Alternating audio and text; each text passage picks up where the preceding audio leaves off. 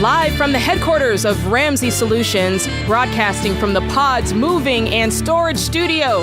It's the Ramsey Show, where we help people build wealth, do work that they love, and create actual amazing relationships. I'm your host for today, Jade Warshaw, and I'm joined by the man, the marvel, George Campbell. I was like, where are we going with this? George, I could go on and on.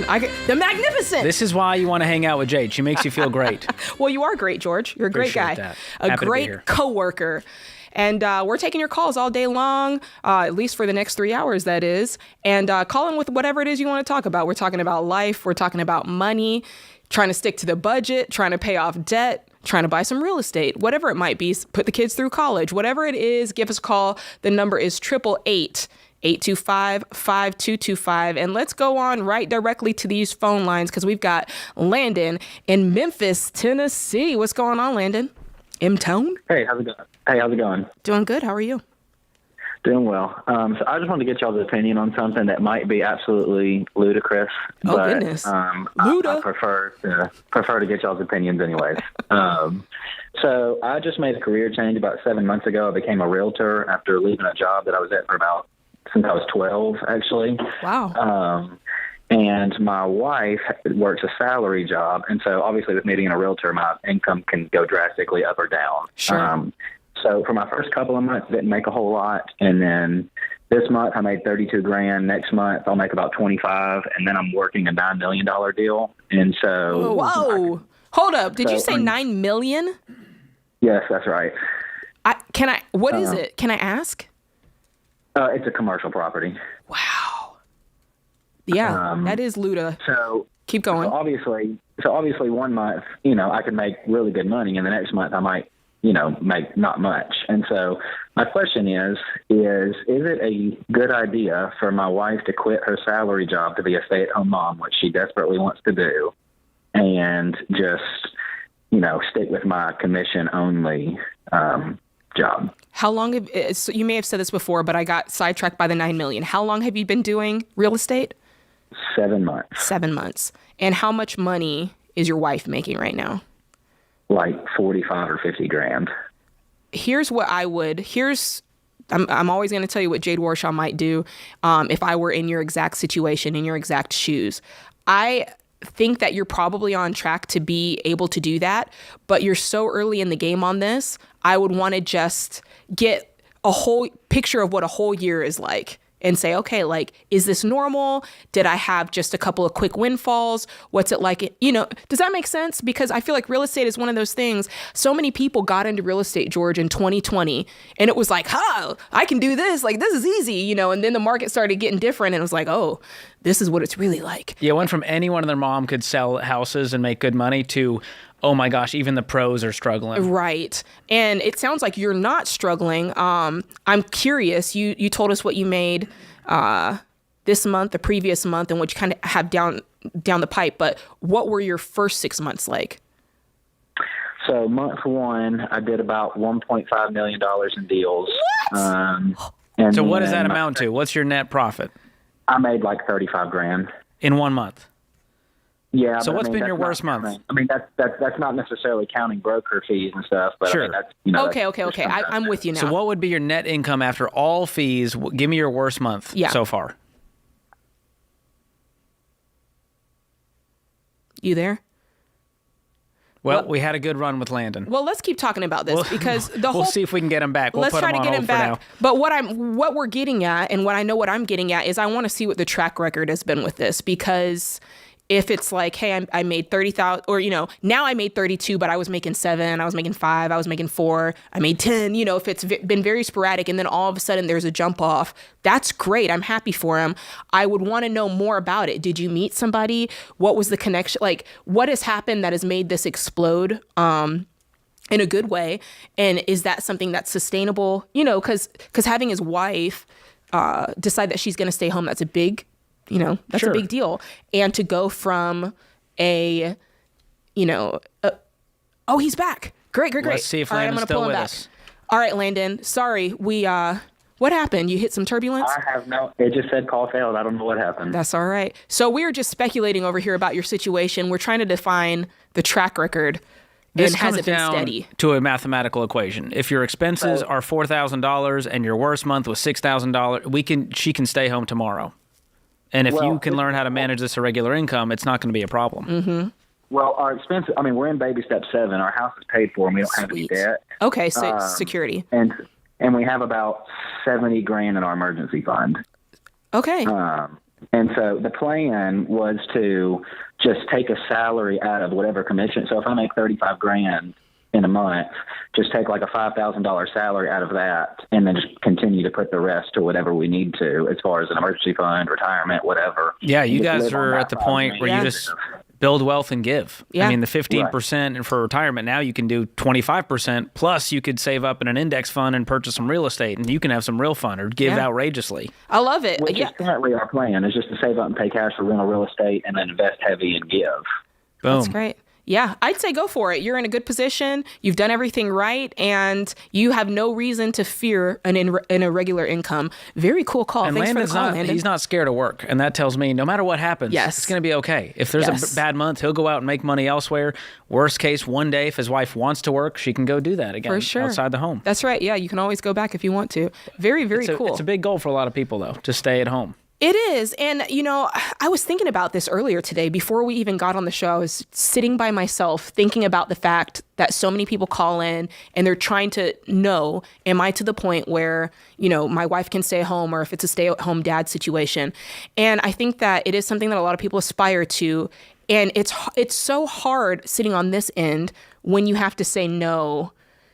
If you do that, your finances are going to suffer so much. It's better if you continue working. It's almost like taboo to tell someone, you know, you're calling a financial show, and if it were us, we'd keep working to pay down that debt. And it's like, what? You'd rather me take time away from my precious 8-month-old? You know, and people think that we're really trying heartless. to be heartless. But at the end of the day, it's like, no, we want you to have the best possible scenario. And this is not the case with Landon. His wife can stay home tomorrow. She could probably stayed home years ago. Absolutely. Right. But I mean, with a lot of folks, it's like, no, you might have to sacrifice a little on the front end so that you can attain that dream later on. And sometimes you have to say no. Well, a lot of people call into the show and a spouse already stays home. Yep. They have a huge pile of debt. They've got 5 kids and the household income is like $35,000. And we're going, you're never going to be out of debt. You're always going to have these money struggles if we don't make some serious sacrifices. Yes. So doing it the right way the first time, which is usually the hard way, is the best way for peace and less stress. That's right. And even though everybody, you know, your friend circle or the folks on Instagram might be doing it, it doesn't mean that you can afford to do it. You can do whatever you want to do, but it doesn't mean that you can afford to do whatever you want to do. Ouch. Jade, you're hurting feelings out there already. No, I'm preaching a little bit. This is The Ramsey Show.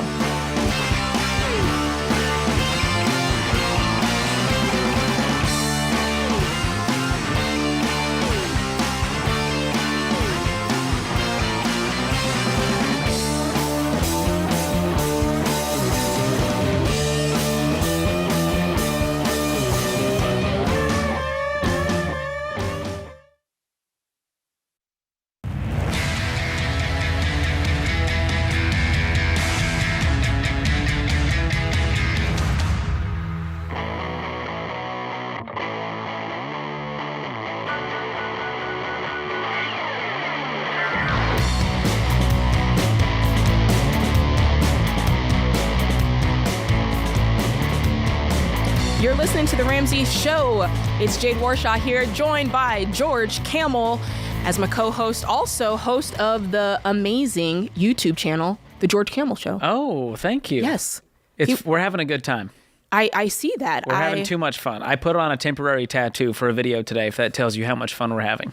Where is said tattoo located, George? It's on my bicep. If you can even call it a bicep. I don't know if I can scientifically. It's busting through your shirt. Oh, yeah. I wear baggy shirts just so I don't make anyone jealous, like John Deloney. I know.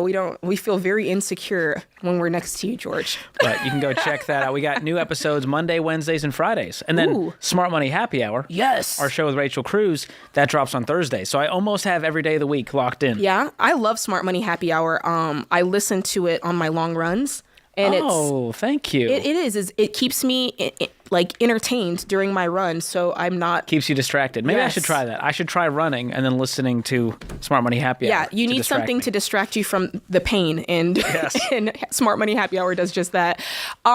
Something else here that's not painful, but actually really great is Austin, one of our producers, said, you guys need to check out this article. And I've actually seen this before. It says Gen Z is ditching credit cards for cash stuffing and a 90s throwback. So it's not just the fashion that's come back now, not just the Jinko jeans. It's also cash stuffing. I mean, they're trying to make it sound like this is like an ancient, I mean, I guess it is pretty old, but it made me feel old when I read it. He says, as well as flip phones, look at this, just like flip phones, micro mini skirts, popcorn tops. I think I missed that trend, luckily. What the heck is a popcorn top?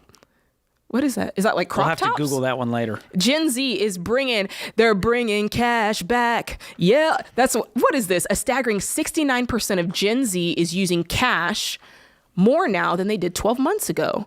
More than Gen Z. Gen X is 47%. Wow. Ooh, that's crazy. Or baby boomers, 37%. So what are we attributing to this? It says cash or envelope stuffing is an old school budgeting hack commonly touted by renowned financial advisor Dave Ramsey, the big boss man. And that is making a resurgence on social media as Gen Z struggles to get a grasp on finances. Well, I applaud them, Respect. George. They're going, we're so broke that we're going to stop using the credit cards and resort to cash because that keeps us on track. That's right. Yeah. Usually, we read these articles and we're going off in a huff of smoke, but I'm actually proud of these people. If you realize what you're doing has not been working, and if it takes you adopting apparently an ancient form of money management in order to do it. I'm glad Dave's not here. His feelings would be hurt that his 30-year-old advice is now considered ancient. So if you don't know what cash stuffing is, what we're talking about here is the envelope system that Dave made popular back in the day, where you actually, for your budget, you say, I've got $300 for groceries this month. I'm going to withdraw $300 from the bank in cash, put it in an envelope, use that when I shop. And when it's out, it's out. And I got to figure it out. What a concept. And, here's the thing about the cash envelope system. I love it. My husband and I use that a lot when we were getting out of debt. And sometimes I get the question of like, how does this work? Yeah. There are categories that work better with cash stuffing, right? Like it's hard to do with your electric bill. Right. The stuff that you have to do that online payment, you wouldn't do it with that. But things like gas, but that's not where you groceries, overspend. You overspend on eating out, groceries, going out and shopping at the mall, whatever. That's right. Preach it. And I'll just say, George, I posted on social media the other day about, a lot of people are like, it's so hard for me, Jade, to stick to the budget. What do you suggest? And I'm like, when it comes to sticking to the budget, it's not always like sheer willpower, right? You've got to put these habits in place that help you succeed. And so I always go to cash stuffing. I'm like, put you the right amount of cash in your wallet. And not only that, I'm going to challenge somebody listening right now. Take out the credit cards and take out the debit card. Ooh. Get rid of the plastic out of your wallet. You want to stick to your budget? How bad do you want it? Take that plastic out. And if you know, hey, I'm going to the grocery store, I double dog dare you to just take the $200 in cold hard cash and see what happens. It's like one of those cleanses where you take out like sugar and alcohol for 3 weeks and you realize how great you feel for the first time in your life. The same thing happens financially. When you go, I'm putting the cards away. I want to feel the pain of having to use the cash. And when you do that at the grocery store, you're going, I'm going to switch to the generic brand. I'm going to put that back. That was a snack. Yeah. I don't actually need that for sustenance. Yeah. And I mean, you think about it. It happens all the time. You're like, okay, my budget is, $200. And then inevitably at the cash register, it says $204.63. And you're like, I'll just take out the debit card and do the $463. But if all you have is cash, you put the Pop-Tarts back. That's right. And that's called delayed gratification and discipline and willpower and self-control, things we would all do better to have in today's society. That's so I'm proud of Gen Z because this is big. A survey found that nearly half of Gen Z said they relied on social media for financial advice, the most of any generation, and a quarter of them said they learned more about money from content creators than school or books. So what happened here was a TikToker, financial influencer, or finfluencer, which is somehow a word, Stephanie Garcia, she's got over 300,000 followers. Is that and she does weekly cash stuffing videos. Is that baddies and budgets? That might be her. Is that her? That's her. Yeah, I've seen that. Her content is really fun. Really she fun. makes it very, very fun. Baddies and Budgets. And she says when you leave money in your account, you swipe your debit card, you don't realize how much money you're spending because it's not something tangible. At first, I only cashed out for my bills. Then that way I knew that money I had left, I could spend because I would always overspend. Because here's the thing. People use the credit card and they go, well, Jade, I never pay a dime in interest. I'm good. You can't budget when you use a credit card. Think about this. You get the bill at the end of the month. That's right. In one lump sum. You can't budget individually to see if you're even on track or overspending in a category. You're living in reverse. You're living in hindsight going, hope I have enough money in the account to cover the credit card bill. That's not a recipe for wealth or financial success. Not to mention, a good point on that, George, is a lot of people do get caught up on the fact that, I'm not paying interest. I pay it off every month. Maybe you do, but we know that the statistics do tell us that you are spending at the very, very least 12 to 15% more when you're using plastic as opposed to cash, and specifically when you're using a credit card. So it's very much worth thinking about that there. Let's try to take a little call here, George. We got some time. Let's see what Drew is talking about in Boston. Hey, that's your stomping ground, George. Boston, Massachusetts. I was just there, Drew. What's going on? Good afternoon, Jade and George. It's a privilege to be speaking with you, although I wish I wasn't. But because of his situation, not because he doesn't want to talk to us. Okay, that's right. Exactly. Long story short, I'm 33 years old. I make a little over 100,000. Take homes just roughly over 61K. I have somehow got into a position where I've got just over $76,000 worth of debt in credit cards and personal loans. I'm getting married in November, and I've got $0 saved up, and I'm just thinking maybe I should take out a 401k loan to pay off some of this debt. And I was just wondering what your thoughts were about that. We are going to talk about the idea of a 401k loan in a second, but I'm going to challenge you big time on the phrasing that you used about your debt. You said, I somehow, I'm not really sure what I did, just somehow wandered into $76,000 of debt. And I want you to get real honest and be like, no, I didn't just somehow wander into it. Lightning didn't strike me and I ended up in debt. I made some decisions here. Like, I made some choices and now I have debt, right? Correct. Yeah. I guess that was poor wording. I definitely live outside of my means, and I'm trying to get onto a budget. Have been having trouble sticking with it, but I'm at the point now where it's like I have to, stick to this budget. Good. And so I totally recognize that. I'm just trying to figure out, like, if I could take out this loan, it's my last resort, I think. It's not a real solution. It's a fake solution that puts you further into debt. And so the solution we're going to use is the one in the mirror. It's you. It's your future income. It's selling stuff. It's side hustles. It's living on less than you make, getting on a budget. We're going to help. We're going to send you Financial Peace University for 1 year and every dollar premium. But listen, a 401k puts your retirement savings at risk. It robs the future growth of that money. You're going to be stuck and tied to your employer, and you're going to end up paying taxes on those loan repayments twice. So it's like triple stupid. Stupid. Do not do this at all costs. And you don't have to. You can't borrow your way out of debt. That's a fact. You got to pay your way out of debt. This is The Ramsey Show.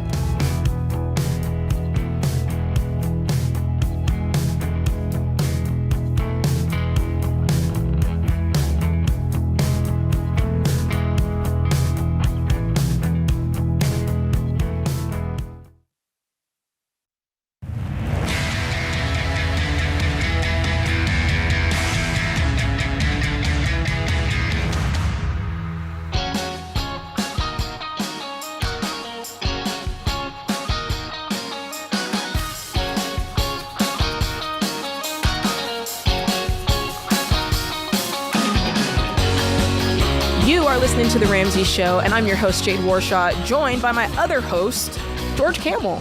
And George, this morning, it was so cool because right now we are in the midst of EntreLeadership Summit, which is like a giant event going down for business leaders. And it's been cool to listen in on these amazing business leaders give these talks and encourage us and challenge us and kick our butts Did you get to see any of it? I didn't. I've been here working, Jade, but our leadership team is up the hill at the events. I know.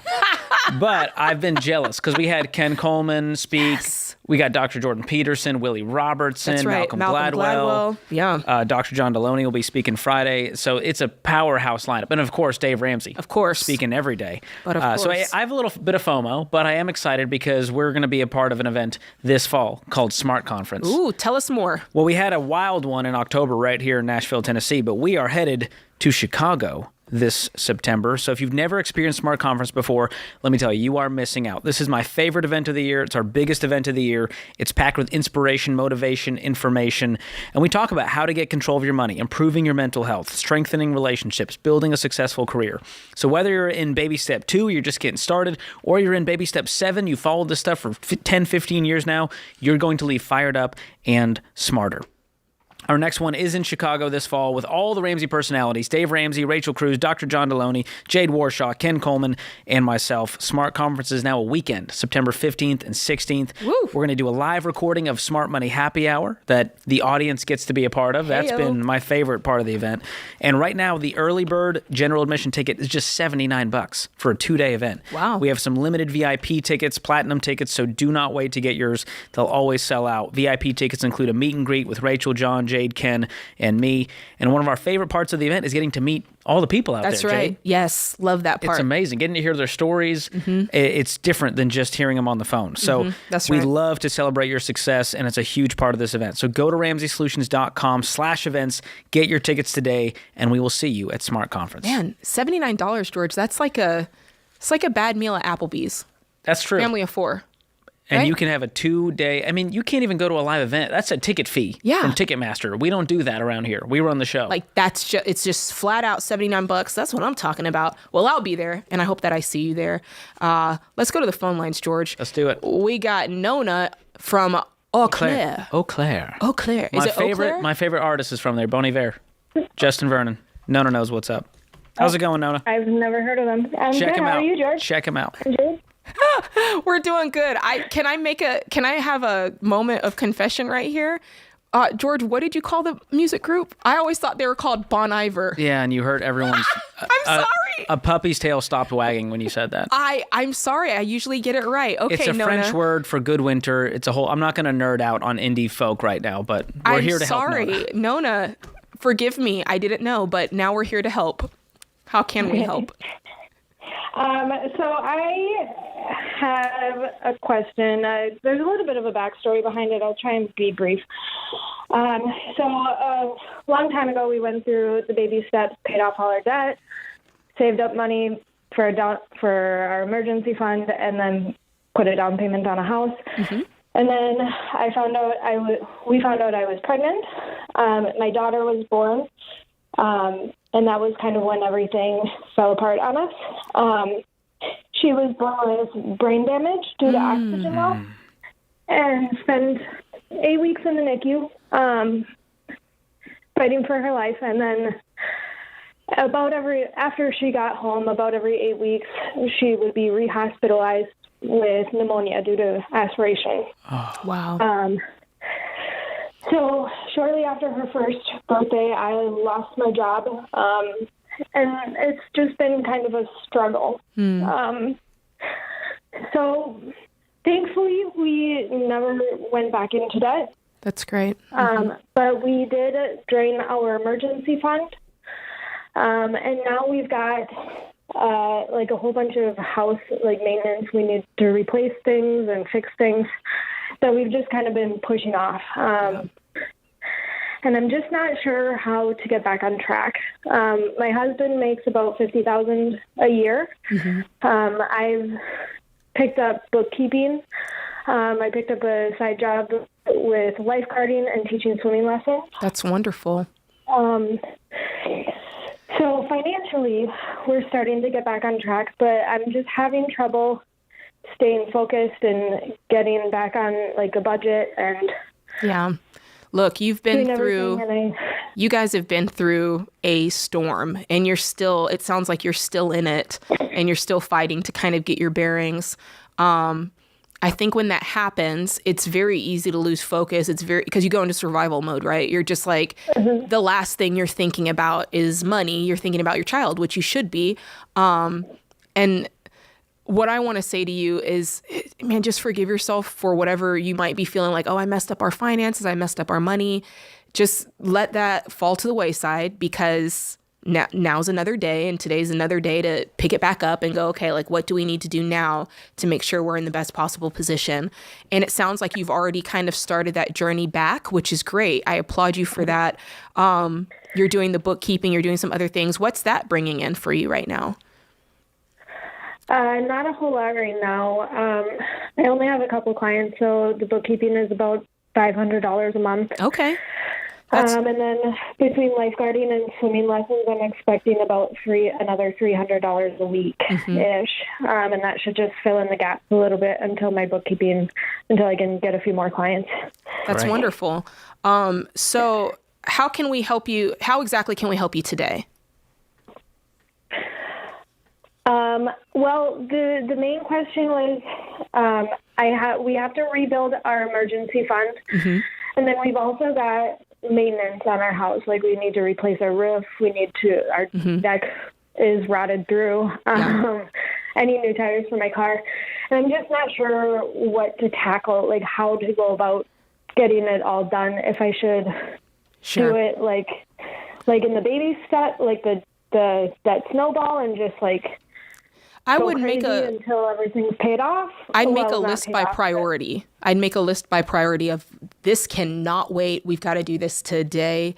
And we've got to do this. So get with your husband, and you guys just initially just brainstorm all the things that you feel like are weighing down on you, like that need maintenance. Make that list, and then go back through that list and prioritize it by importance, and then start gathering information. How much is this honestly going to cost us? What's the cheapest we could do it for? And at this point, it's one of those things, George, where there's so many things floating around in your brain, it's just giving you anxiety. And if you can write it down, like actually grasp it from the air and put hands around it, and then go, okay, what's it going to cost me to get new tires? It's going to be $600. Okay. And really put, just break it all down into little bite-sized chunks where you have a daily little to-do list. Today, I'm going to research the contractors in the area and get some quotes on the deck. That's it. And then I'm going to figure out when the roof needs to be replaced. If that's 6 months from now, let's figure out 10 grand divided by 6 months. Here's how much we need to save each month, and start to make a plan for that, create a sinking fund in our budget. And so once you do that and you put it on paper, it makes me feel better, because I'm like, no, I have like all these things floating around in my head. I need some semblance of process and system and control. And that's that right. helps. And just understand, you're not going to be able to do it all at once, and that's okay. And some of this stuff is going to get done this year, and some stuff it might wait till next year. But you both need to go into it with the idea of, and with the boundary of, we are not going into debt. And sometimes, those things, sometimes it can feel like just pounding on your door like the big bad wolf, and it can feel like it's pressuring you to go into debt. And I'm telling you, if you take debt off the table, there's always going to be a solution that you're going to get creative and go, oh, okay. You're going to reach out to your community. You're going to find a friend who knows a plumber who will do it for you, at cost. You're going to find all those things. So just be patient, make a plan, and hey, we're pulling for you. Yeah. You Give guys yourself have been grace, through it. and you're not the person we're here to beat up on and go, what are you doing? You have been through it. That's right. So if it takes you 6 months longer than the average person, that's okay. I know it's frustrating, but this is a very different journey for you guys, and you're doing so well. Yes. You guys are fighting, you're scratching, you're clawing, you're doing all the right things, and it feels like this is going to be forever, but it's not. The stuff's going to get repaired. The emergency fund will be in place. We're going to get this health situation figured out. We're pulling for you, Nona. That's so great. We love you, Nona. This is The Ramsey Show.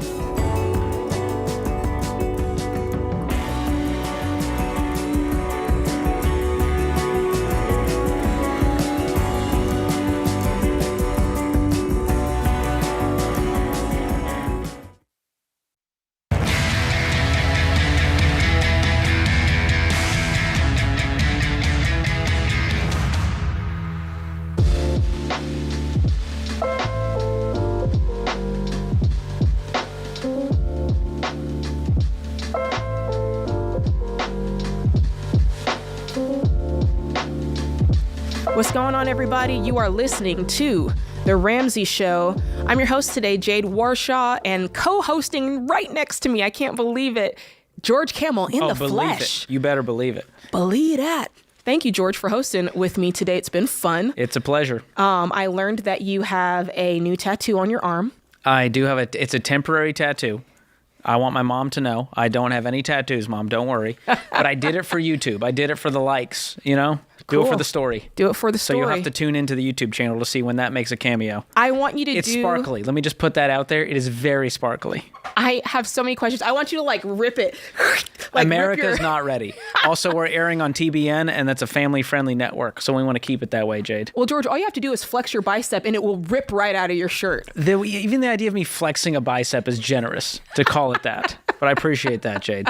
Well, if you are listening for the first time, thank you for dealing with us. We're just shooting the breeze here. But maybe you've been listening for a little while, a couple of weeks, a couple of months, and you're like, I really like this Ramsey show. But sometimes you guys say things, and I'm like, what does that mean? I hear you guys talk about the baby steps. I hear you say funny phrases like, dead is dumb, cash is king, or beans and rice, rice and beans. And I got the FOMO, right? I want to know more about this. If that's you, and you want to take a deeper dive into the Ramsey whole deal, whether it's the Ramsey show, Ramsey baby steps, all of this, go on to RamseySolutions.com, and all you have to do is click that Get Started button. And we're just going to help you figure out what's your best next step for your financial journey that's based on exactly where you're at today. And along the way, you are going to learn the lingo. You are going to become one of us, a Ramseyette, as somebody said the other night. Yes. Join us. No, that's very weird. We are normal people, not weird in that type of way at all. Well, maybe George is a little bit, but... Yeah. That's RamseySolutions.com. And remember, click the Get Started button, and then you can do that. All right, let's talk to William. William is in Chicago, Illinois. What's going on, William? Chi-Town? Hey, Jay, George.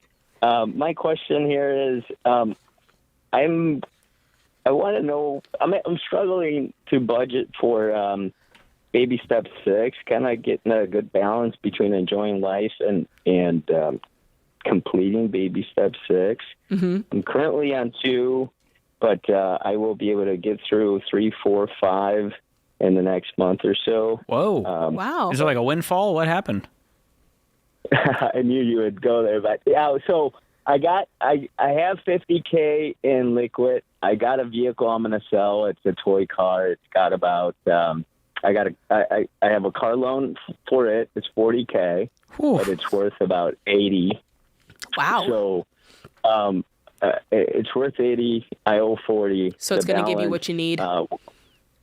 Yeah, pay off my wife's student loans. She's going to be graduating, so I think that's what I will do with that money since I'm kind of all in on the baby steps now. Mm-hmm. That'll take care of all the debt. I've been saving 15% plus throughout a couple of years already before the baby steps. So about $225 on my 401k already. Ding, ding.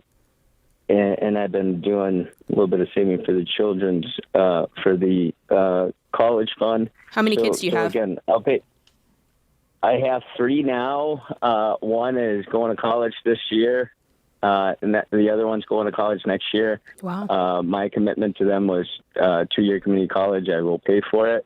Love out that. Of pocket, cash flow it, and then you guys can work and cash flow it yourselves. Come on, William. That's what I'm talking about.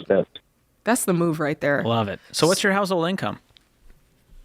So average $250 a year. The wife's going to graduate, so she's going to be a nurse practitioner. She's going to bring in some good cash. Wonderful. She's a nurse now, so she's bringing a decent amount every year, but she only works part-time, but she'll be able to go to full-time. And that's great. The goal is baby step 6, but again, how do I enjoy life? Right. If I am in a decent, I don't know if I am in a decent situation. I would Sometimes I feel like I am, and with your sometimes income, I feel like I'm not. With your income and the fact that you're about to be basically through baby steps 2, 3, you've already started on 4 for all intents and purposes, but you're in great shape with that income. And, we always say that the first few baby steps are about being super intense and going hard and gazelle intense and rice and beans. But where you're going to is going to be way more about intentionality. I love that you have a plan already in place for baby step 5, which is paying for kids' college. And then going into 6, it's about looking at your margin. I mean, you're going to continue to budget and do all of those smart habits that you've put in place. But then you're going to look at your margin at the end of the month and go, okay, we've got X amount of dollars.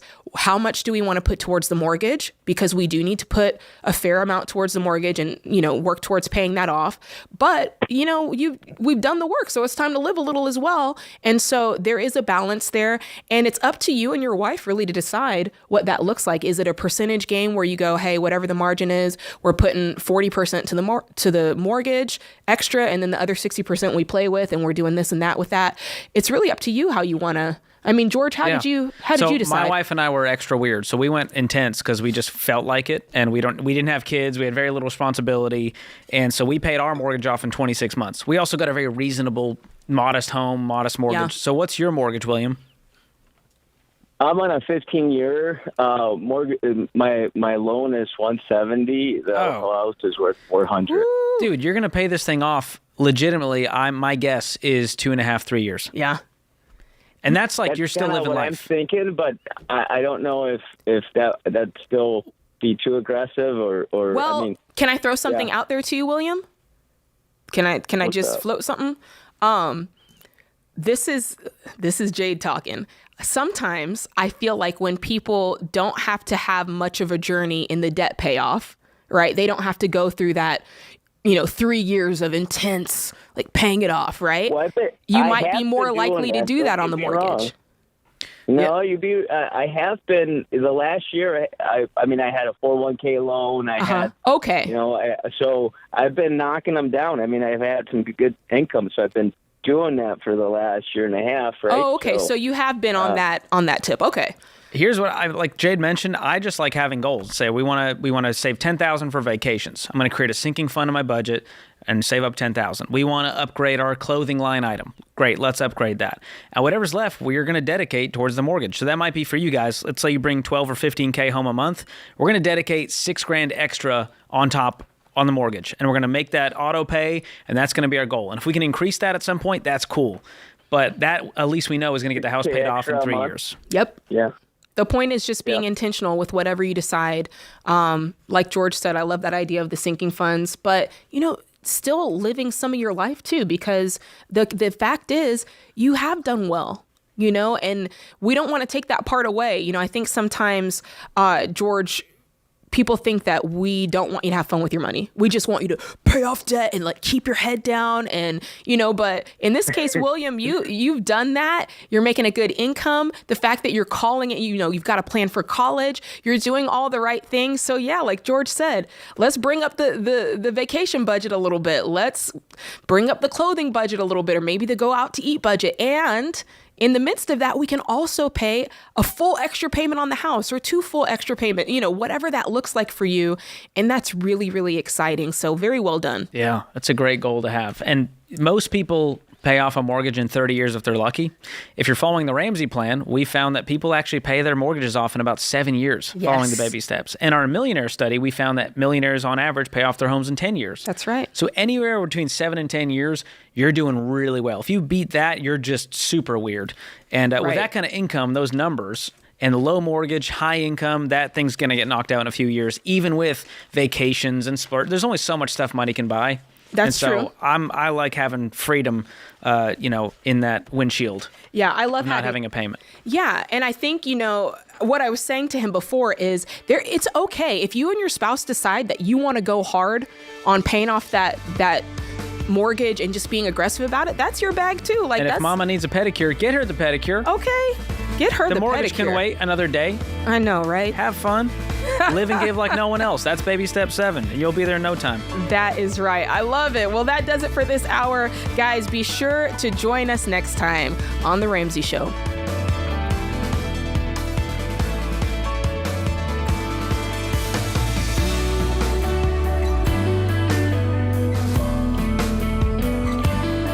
What's up, guys? It's Jade. If you love the show and want a deeper dive on your money journey, we have a weekly newsletter that gives you trending and helpful articles and tips on following the Ramsey way. Just go to RamseySolutions.com today to sign up for our newsletter. Again, that's RamseySolutions.com to sign up for our weekly newsletter.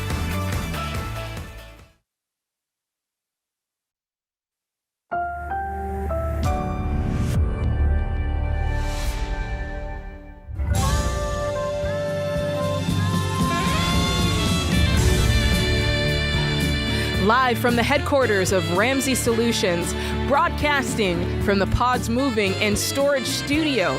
It's the Ramsey Show, where we help people build wealth, do work that they love, and build actual amazing relationships. I am your host, Jade Warshaw, and I am joined by the most incredible George Camel. Now it's just condescending, Jade. Come on, no one's believing this. I only speak the truth, George. The truth, the whole truth. Nothing but the truth. That's what we do on the show. We tell you the truth. That's right, we will. So call in, give us your situation. We will chop it up amongst ourselves, and we will come to the most logical conclusion. That is what we do on this show, and that's what we're going to do right now with Benjamin from Boston, Massachusetts. And by the way, you can call us at the number 888-825-5225. That is what Benjamin did. And here we are, Benjamin. What's going on, buddy? How you doing? Doing good. How are you? I'm good. I'm just... I called to put in my situation to see what you guys would instruct me to do, and I'm open-minded, and I'll be very honest with you guys and everything. A year and a half back, about a year, we were in a lease. It was a 2023 Honda Odyssey. Uh-huh. We were paying $400 a month for the lease, and my wife got hit with 3 of my kids in the car. Ooh. And the car rolled over 3 times. Now my on a gosh. lease, on a lease you have to have full insurance. There's no going around it, which I did. Okay. I had full insurance. Everything was done. Thank God, none of my kids were hurt. My wife hurt her wrist pretty bad. Wow. So thank God it wasn't worse. My goodness, that sounds terrible. When I got the phone call, believe me, as a father, my heart dropped all the way down. Whew. Like I thought my brother-in-law was lying to me at first, and nobody was hurt, because you know how they try to comfort you. Mm-hmm. So it was very emotional for me. But thank goodness, God everybody God is above. And nobody was hurt. Whew. But the insurance left us hanging because the car was totaled. They said, we're not covering it. My wife ended up getting sued for $7,000, and we were left with all the medical bills. Now, I was kind of in the process where I was already reading, and my sister was teaching me about Dave Ramsey and all the breakthroughs and everything like that, because my sister did this program, and she succeeded. Uh-huh. She paid off her house. They have no bills. They're doing really good with everything. So they were teaching me some stuff. Unfortunately, I was at the beginning of all this, and now I was stuck with an $80,000 bill that, you know what I mean? They want you to pay for the car that you don't even have and everything like that. So when you try to reach to a lawyer, everybody's pushing you away. No, I don't want to deal with you if you don't have money. So it was... Can I ask some questions about your... Yeah. So, I mean, of course you have to have coverage, but what was your coverage at the time? Because so, just by you saying it sounds like your insurance covered... What do you mean they just left you hanging? Yeah. Yeah, so the problem was this. My wife was in the process of getting her license, or Michigan license at that time, because we were in Michigan. And she drove somewhere because of an emergency. We were done with this apartment. We really, really needed to get out to another apartment. This was during COVID, I think 2020 or 2021, I think. 2021 it was. And we really needed to look for a place, and I was working at the time.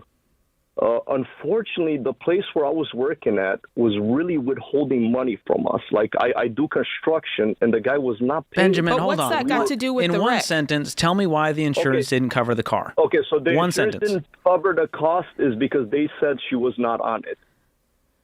So they paid She was nothing. on the She was policy. uninsured at the time she was driving this vehicle. Yes, Okay. he was not on the policy according to them. But It was I just asked you. them, yes, but I asked them, the car is in my name, not in my wife's name. So I asked them this question. I asked them, wait a second. So if my dad comes over and takes the car, you're telling me I have to call you guys to put him on insurance? Technically, I know when I came here, I borrowed my dad's car as a secondary vehicle, and I had to add myself and any other drivers. I either had to add his car to my policy, or I had to add myself to my dad's policy, because at the end of the day, when you're insuring your vehicle, you're insuring your vehicle with yourself in those drivers. It's not necessarily saying that anybody can drive this car at any time and they'll be insured. So. This is a really hard lesson to learn. This is a really, Yeah, anyone who drives your car on a regular basis who lives in your household has got to be on your insurance. That Yes. includes the kids. She didn't drive it on a regular basis. That was the problem. She never drove it is because I owned the car and she wasn't driving. This was the only, I think, twice that she ever drove it. Twice. So have you been able to speak with a lawyer? Because at the end of the day with this, you're going to need to lawyer up. I tried, and they kind of push you away when you don't have the money. Unfortunately, a lot of times they don't want to speak to you when you don't have the money to you would have do to anything about it. You would. I mean, if Is it you're, about the money, or is it the fact that they don't think you have a case here? So every one of them that I've ever reached to, they said, okay, let me look into it, and then they never get back to It's you. because they don't think you have a case. Well, let's pretend like this is not going to pan out and you're going to owe this money. What is the plan to pay this off? My plan was honestly, the only thing that I can do is file for bankruptcy. No, that's not over true. $7,000. No, it's $80,000. Well, that's the medical 80,000. bills. Medical bills, the lawsuit, the car, So- and I'm adding a credit card debt in there too. How much is the credit card Just debt? so you know. Credit card debt is about $15,000. Okay, what's your income right now? And you and your wife combined? Okay, so just so you know, my income right now is it could be this in 1 month, it could be this in another month, because I moved to Massachusetts, and I'm trying to start something with my brother-in-law right now, a business. But So there is hold it. I'm gonna give you the blueprint right here. You need a job today. You need it. I get wanting to start a business, but we need to make money today, full time, 40 plus hours a week, and keep building the thing with your brother-in-law or your family member on the side. If wife is able to work, wife needs to work. If she's taking care of kids at the home, she's still got to find a way to pick up some part-time hours here or there. We're going to pay off this debt. We're going to keep $1,000 aside as just a little savings, little something there. And we're going to put any and all money into this debt snowball and pay off this debt. You're going to call up all of those medical bills and you're going to try to settle. You're going to try to make a deal for less and tell them, I don't have any money. This is what I can give you, and try to make deals on those. And we're going to work the debt snowball, listing the stuff, smallest to largest, and we're going to go after it. We got to change this, Benjamin. We can't try to, it's fine to try to wiggle out of it, but sometimes you can't wiggle out of it. And if your wife wasn't covered, you have got some debt to take care of. And I'm sorry that you're going through this. You guys learned a really tough lesson in all of this. And unfortunately, there is a huge burden to pay because of it. Man. That's tough, but bankruptcy is not your next option. That's right. You can climb out of this thing. It's not going to be fun, but you'll get out. No more loans, no more leases, no more credit cards. Cut them up. People pay off $80K every day. You can do it too. This is The Ramsey Show.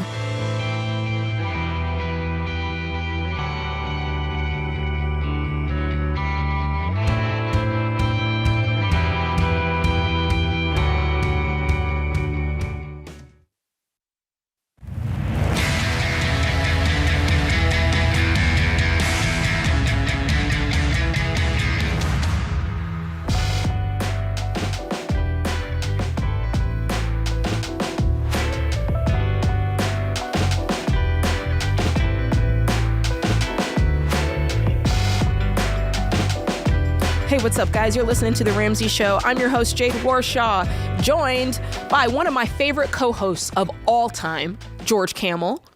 Too kind. You're welcome. And I want to tell you guys, so earlier today, I was up on the hill where our event center is, and I was listening to a live stream of our Entree Leadership Summit event that's going on. It's business leaders. It's absolutely incredible. But one of the speakers was talking about the two most important words in business, which are, drum roll please, thank you. Thank you. I tried. I know. It was like more like raindrops outside. I'm not a drummer. That's all right. The words are thank you. And I thought, man, that's so true. He was like, if you can say thank you as often as possible when you truly mean it, it goes so far. And I was thinking about that, man, thank you to our listeners. The folks that listen to this show, that download this podcast, that log on to YouTube. And because, a lot of people, George, they just put YouTube on in the background, and that's how they watch TV these days, these kids, and also younger and middle-aged adults as well. But my point here, as I'm rambling on, is if it wasn't for you guys listening to the show, me and old George here, we wouldn't have a job on the radio. It's not as much fun talking to no one. That's right. And so we're so appreciative of you guys listening to the show. Maybe you've just been listening for a couple of weeks, or maybe you're one of our longtime loyal listeners who's been listening 5 to 10 years.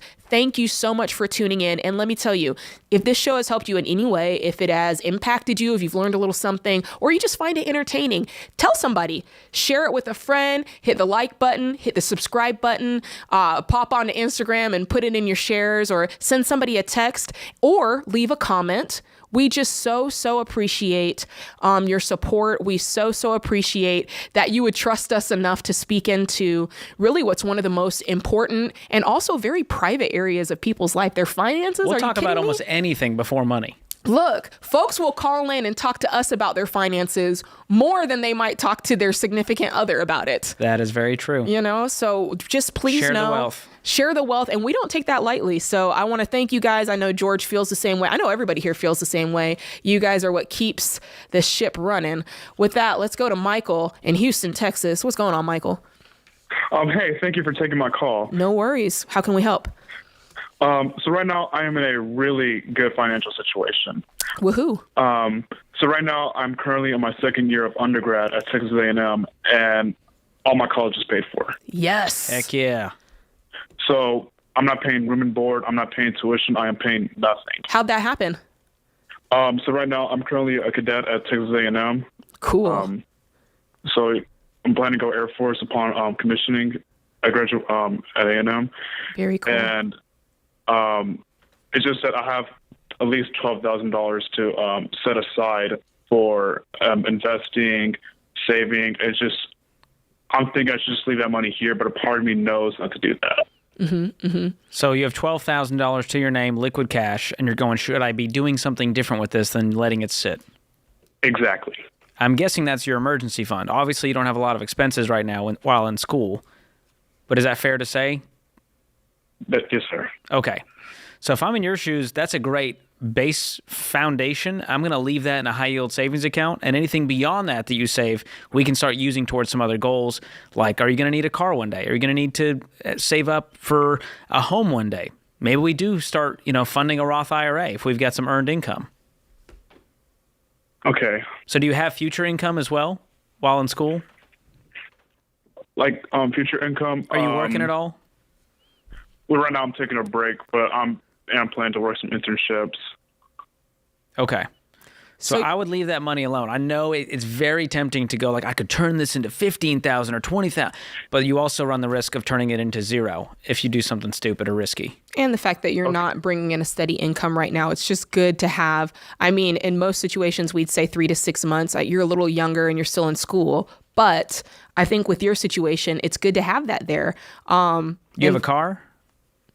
No, sir. Okay. So you're just kind of meandering around campus right now. That's nice. Yeah. Look, Yeah. I like George's I miss plan. that life.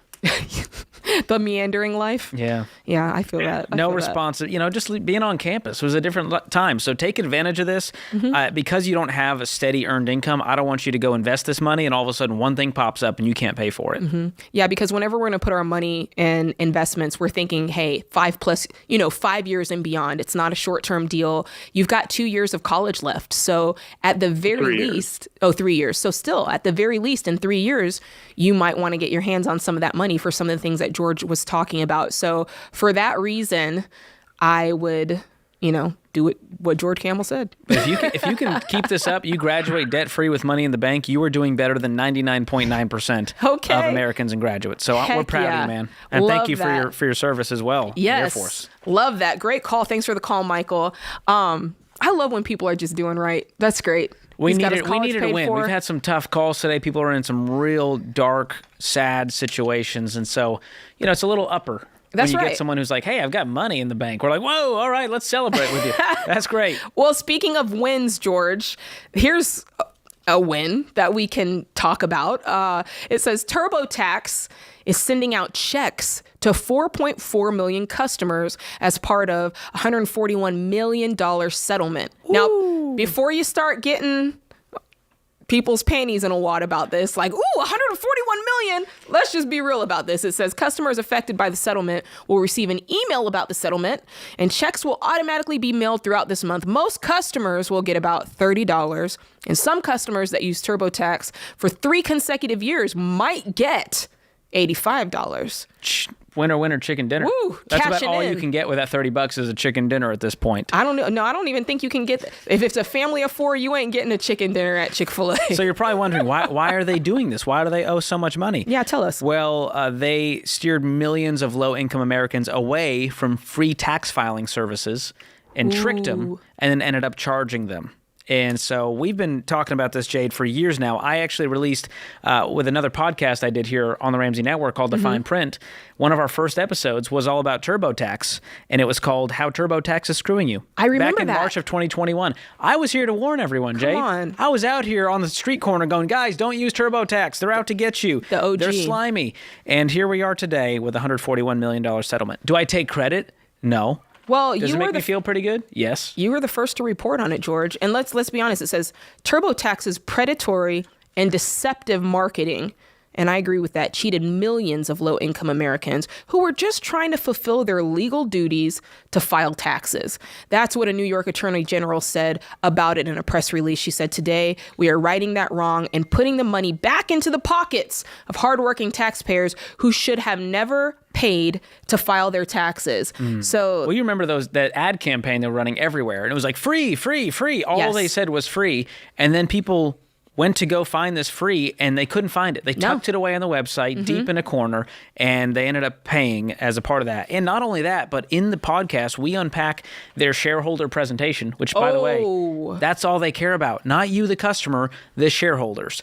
And they have this huge strategy because Intuit is the company that owns TurboTax. Of course. And they have this huge strategy to push debt products towards the tax consumers, all of the people who use their different products.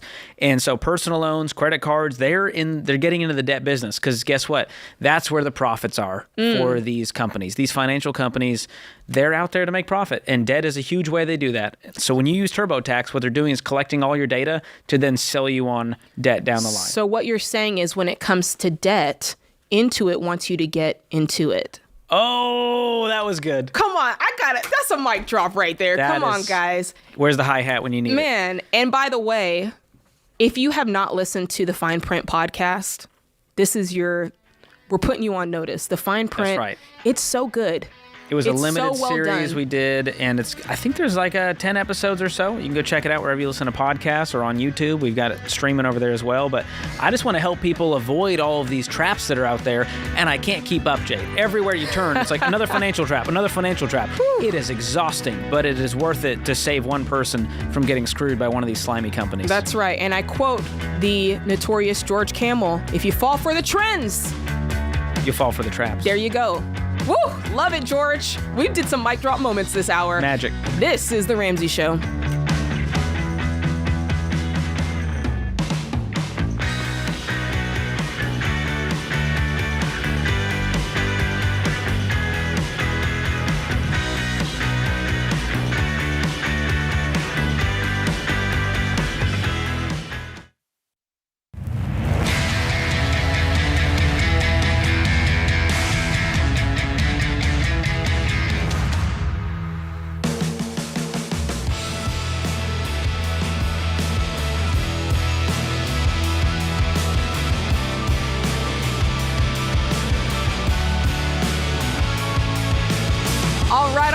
What's going on, everybody? This is The Ramsey Show. I'm your host, Jade Warshaw, joined to my right by one of my favorite, just a good human being. People think I'm paying you at this point, Jade, to just say nice things. No, Clear George, the air.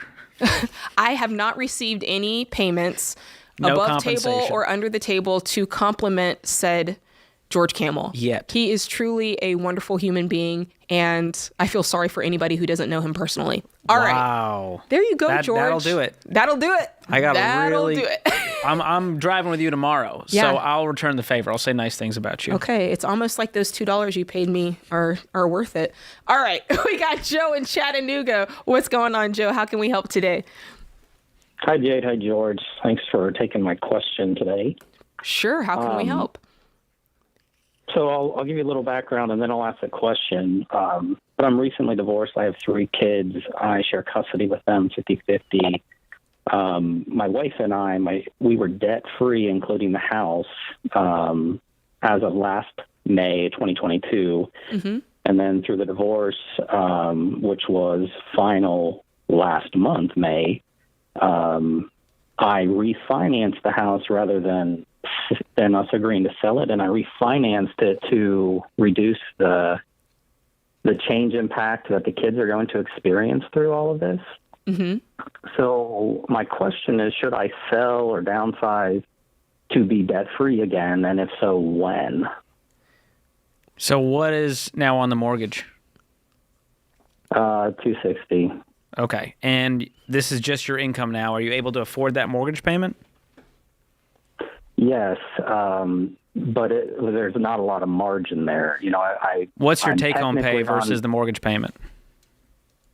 I have about margin of $1,500 a month, but that's without contributing to 401k and the kids' education and paying early on the house.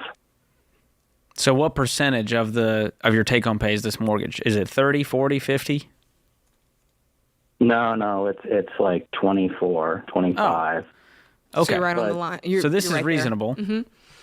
Yeah, but it's a 30-year. It's not. It doesn't align with what. What you I'm all trying to get at say. is this on fire? Is this like we need to sell this house tomorrow?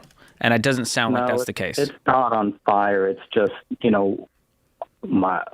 work so hard to get to this debt free, so we could. It's frustrating because you feel like you move backwards. Yeah, and I still want to be able to give the kids that life that I've been working so hard for. Mm-hmm. We had been working so hard for, and I feel like it may not be, I don't know if fair is the right word, but fair to them. Well, what the kids want is you guys. So all the stuff and the luxuries, and we were going to take them to Disney. We have to have a new picture of what this life's going to look like, and the best thing you can do is give them quality time and connection, and the best thing about that is it doesn't cost you much. You can have incredible experiences and make the memories, and you still have $1,500. So if you invested 15% of your income, and we set aside a little bit for college, we set aside a little bit for paying extra on the mortgage, how much would you have left? So that would be. You still have a few $100? No, just to reach the 15%, it would be more than the $1,500. That doesn't make sense mathematically. Well, if your mortgage my side hustle, I'm about 130. Okay. So that would be $950 a year, and $1,500 is $18,000 a year. So I would be a little short. Hey, let me ask you. While George does a little calculation there, let me ask you just a side question about like a little emotional side of this. Do you enjoy being in the house anymore? Because I feel like you're like, man, we were so far ahead. Our debt was paid off. Now, not only are you dealing with this divorce, but now you're back in the house that was previously paid for. You know what I mean? You're back in this situation that's like, so I just want to know how you feel about that. Is that underneath this, or is it truly just, well, it's too much of my take-home pay? It's a combination of both. I still want to be. Obviously, this was our home for the last 6 years, so that's challenging to come here every day and be here. And then you've got the other side where we did work so hard to get there. Mm-hmm. But I'm not I stayed in the house for the kids. I took a huge step back in my career for the kids, so I could have that connection, have that quality time with them to reduce all of this horrible impact that they're going to experience. If you did downsize, what would that look like? Can you paint that picture for us right quick? Yeah, so what I've been looking at are they've got like townhouses here in Chattanooga, and I could downsize to one maybe 1,500 square feet, and I could effectively be debt free. I could take the equity from this house almost and pay cash for one of these townhomes. And to me, I don't know if that makes sense or not financially, just to sort of get, I don't know if it makes sense. I don't know if I love the idea getting back to debt free or not. I love the idea of being debt free. I love the idea of a paid off home residence. I do like that. I just want to make sure that I kind of wanted to see all sides of it. What's the reasoning behind it? What, does it work for the kids? You've got them 50% of the time. When they come, if they were to come to this townhouse, would it be an environment that you feel like this is the right environment for them, as opposed to like a small apartment where it's like, this is single dad, now he's got this apartment and the kids feel weird. So I just kind of wanted to hear the other side of it. George, what are your thoughts? Because that doesn't bother me. With downsizing. I think doing it for the right reasons, and it will help you become debt-free, allow you to invest and put away money for college, not having to worry about that mortgage. You just refied, so you paid the closing costs, so it hurts a little bit because you're kind of paying the tax on that of going, I just paid all these closing costs. Now I got to do this whole process again, pay realtor fees, pay more realtor fees with the buying of the new place. So that's the only pain of this. And moving all three kids, and it's a big change for them, like you mentioned.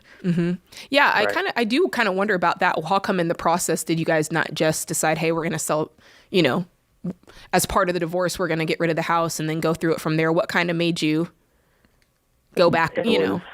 I don't know. It was just my consideration for the kids. Like, keep the environment stable. There was already so much change. I was trying to create a predictable, stable, I get it, and supportive environment for them. Like that's what I'm trying to create. And to your point, Jade, I don't want to move into a small little place where the kids come and it's kind of weird because they got a single dad now that has a tiny little place. I like your idea for that perspective. I'll be honest with you. I'm not mad at your townhome idea. I like that you're going from ownership to ownership. If you were like, I'm just going to take this money out and get an apartment, because I think that we know that home ownership is such a big part in wealth building. So I do like that you're going from ownership to ownership, which is good. I like the fact that you want to be debt free and you don't want to take those steps backwards.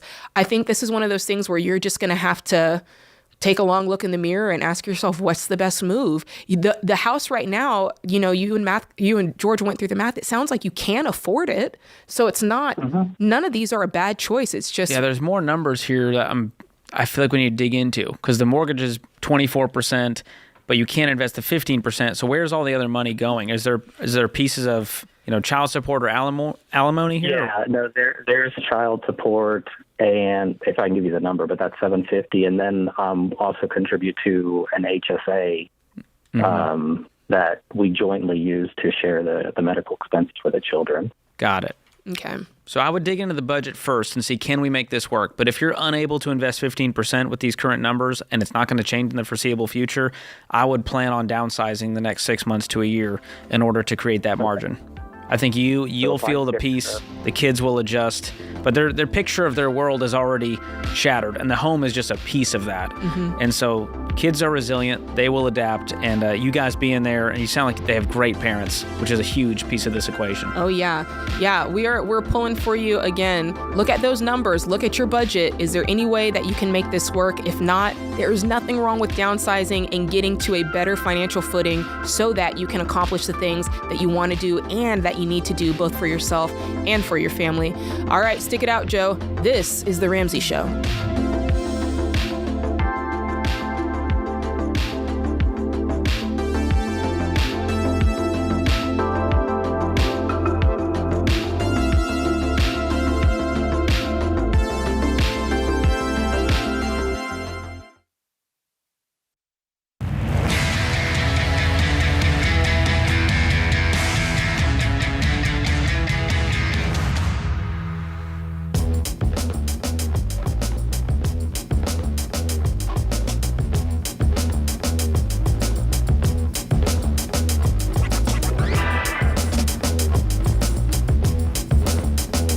What's up, guys? This is The Ramsey Show. I'm your host, Jade Warshaw, joined by George Camel to my right.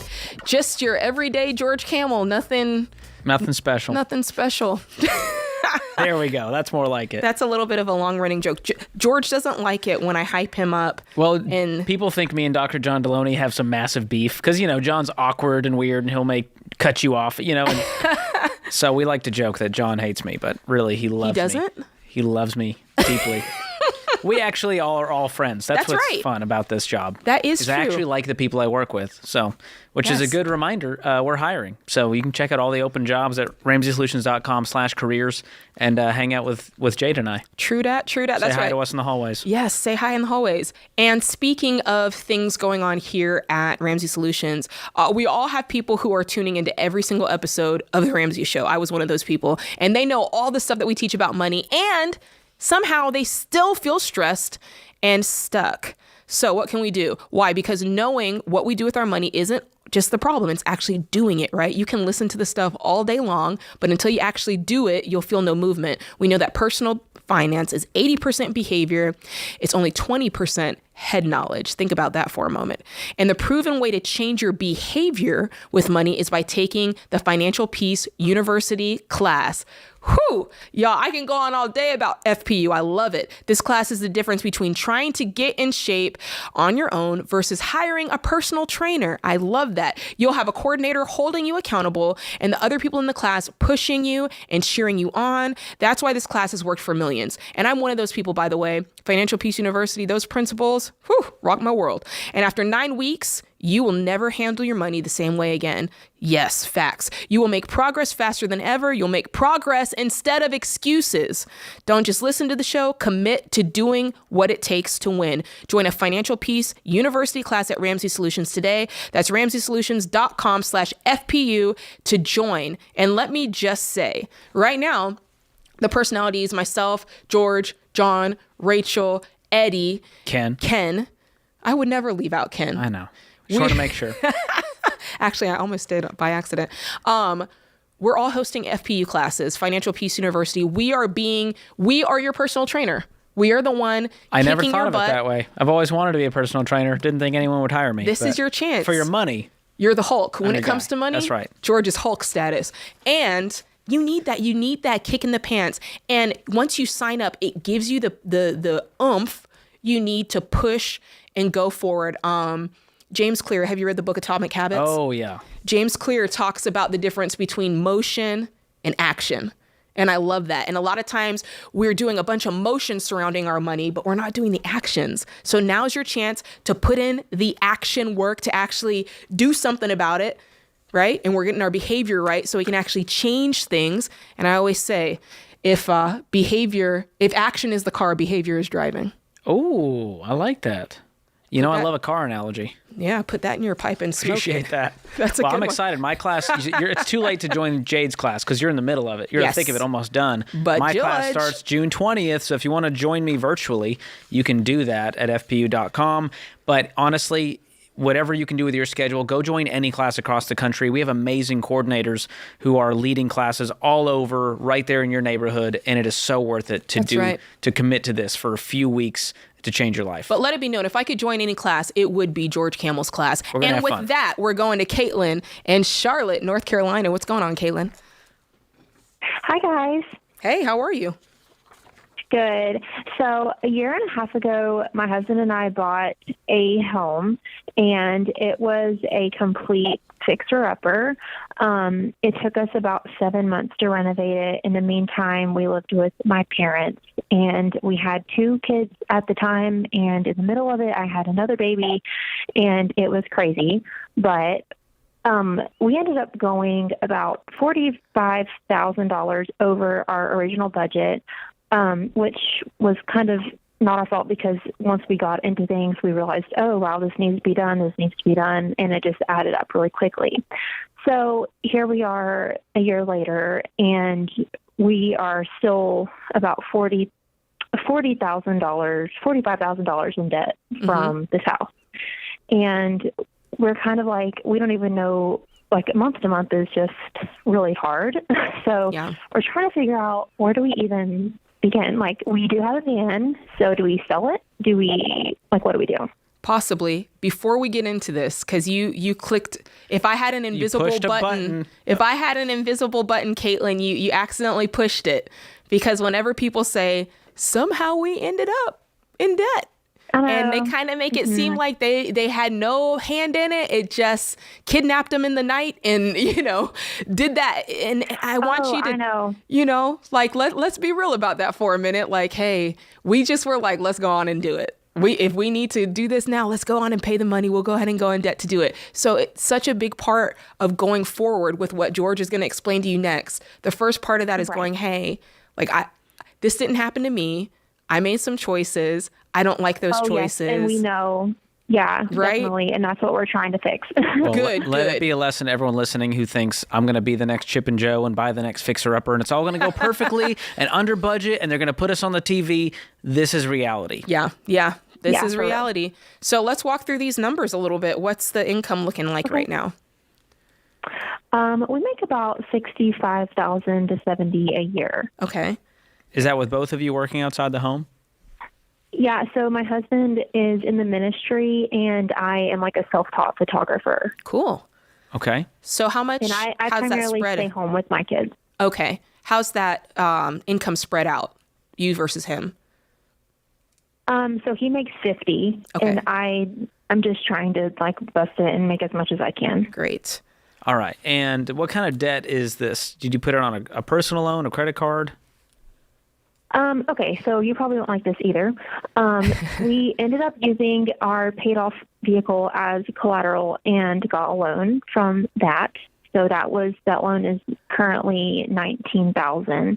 And then we have the rest of it on credit card. Okay. So do you have any money set aside anywhere else? Like, do you have savings anywhere that we should know about? Any liquid cash? Nope. So we're kind of starting from like baby step one because we've just kind of been trying to survive month to month. Got it. Okay. Well, that's you have the van at least. Mm-hmm. What's the van worth? Yes. And we can sell it for about $17,500 or so. So we would still owe about $2,000. So we could, pay that off. But that's kind of what my question is. Like, where do we even start? Like, do we keep it until we have the cash to pay? Yes, you can do that. The other option, which I like you saving up cash as the first option. The other option is you go to your local credit union and you get the difference as a loan plus a little bit to get you a beater car, and you can do it that way. Okay. How quick could you get $2,000 plus a little bit more to buy a beater? I did not. Sorry, I meant to say also we have another vehicle too. That's part of the debt. So do you not need the van at all? Could you get by with one car? Well, that's what we were going to try to do. So we owe $10,000 on the other car, which is a very reliable vehicle. So our original plan, I guess, was sell the van, keep the car, try to just pay the car off through the debt snowball, and just use the one vehicle for now. Okay. I'm not mad at that. That works. Yeah. I'm prone to saving up the difference as opposed to getting a loan because I feel like you could do it fairly quickly, and then that's just going to be clean. Yeah, like that. And it gives you some skin in the game. Because right now we need some behavior change more than we need a mathematical equation. And so there needs to be some rice and beans. That's where we're at now. So we're just kind of over it, and we'd like to, survive month to month, and we just feel like we're not. But my other question was, should I try to get another job? Should I keep doing what I'm doing? Are you able to do that with the kid situation? They're 4, 2, and 1. So it's kind of hard, but I mean, look, if you're able and willing to do whatever it takes to increase your income, it's only going to help you at this point. And this is not a forever situation, right? We're just doing this. We're kicking it. We're busting it. We're doing whatever we have to do to get out of this debt. You're selling the vehicle. The rest is rolling into the debt snowball. And if you can make more money to help that go faster, more power to you. All right? Very good. That does it for this hour of the show. Be sure to join us next time. And remember, when it comes to changing your life and your money, you can tell me that you won't do it, but please don't tell me that you can't, because I already know with God, all things are possible. This is The Ramsey Show. Hey, George Camel here. If you love the show and you want a deeper dive on your money journey, we've got a weekly newsletter that gives you helpful articles and tips on following the Ramsey way. Just go to RamseySolutions.com today to sign up for the newsletter. Again, that's RamseySolutions.com to sign up for our weekly newsletter.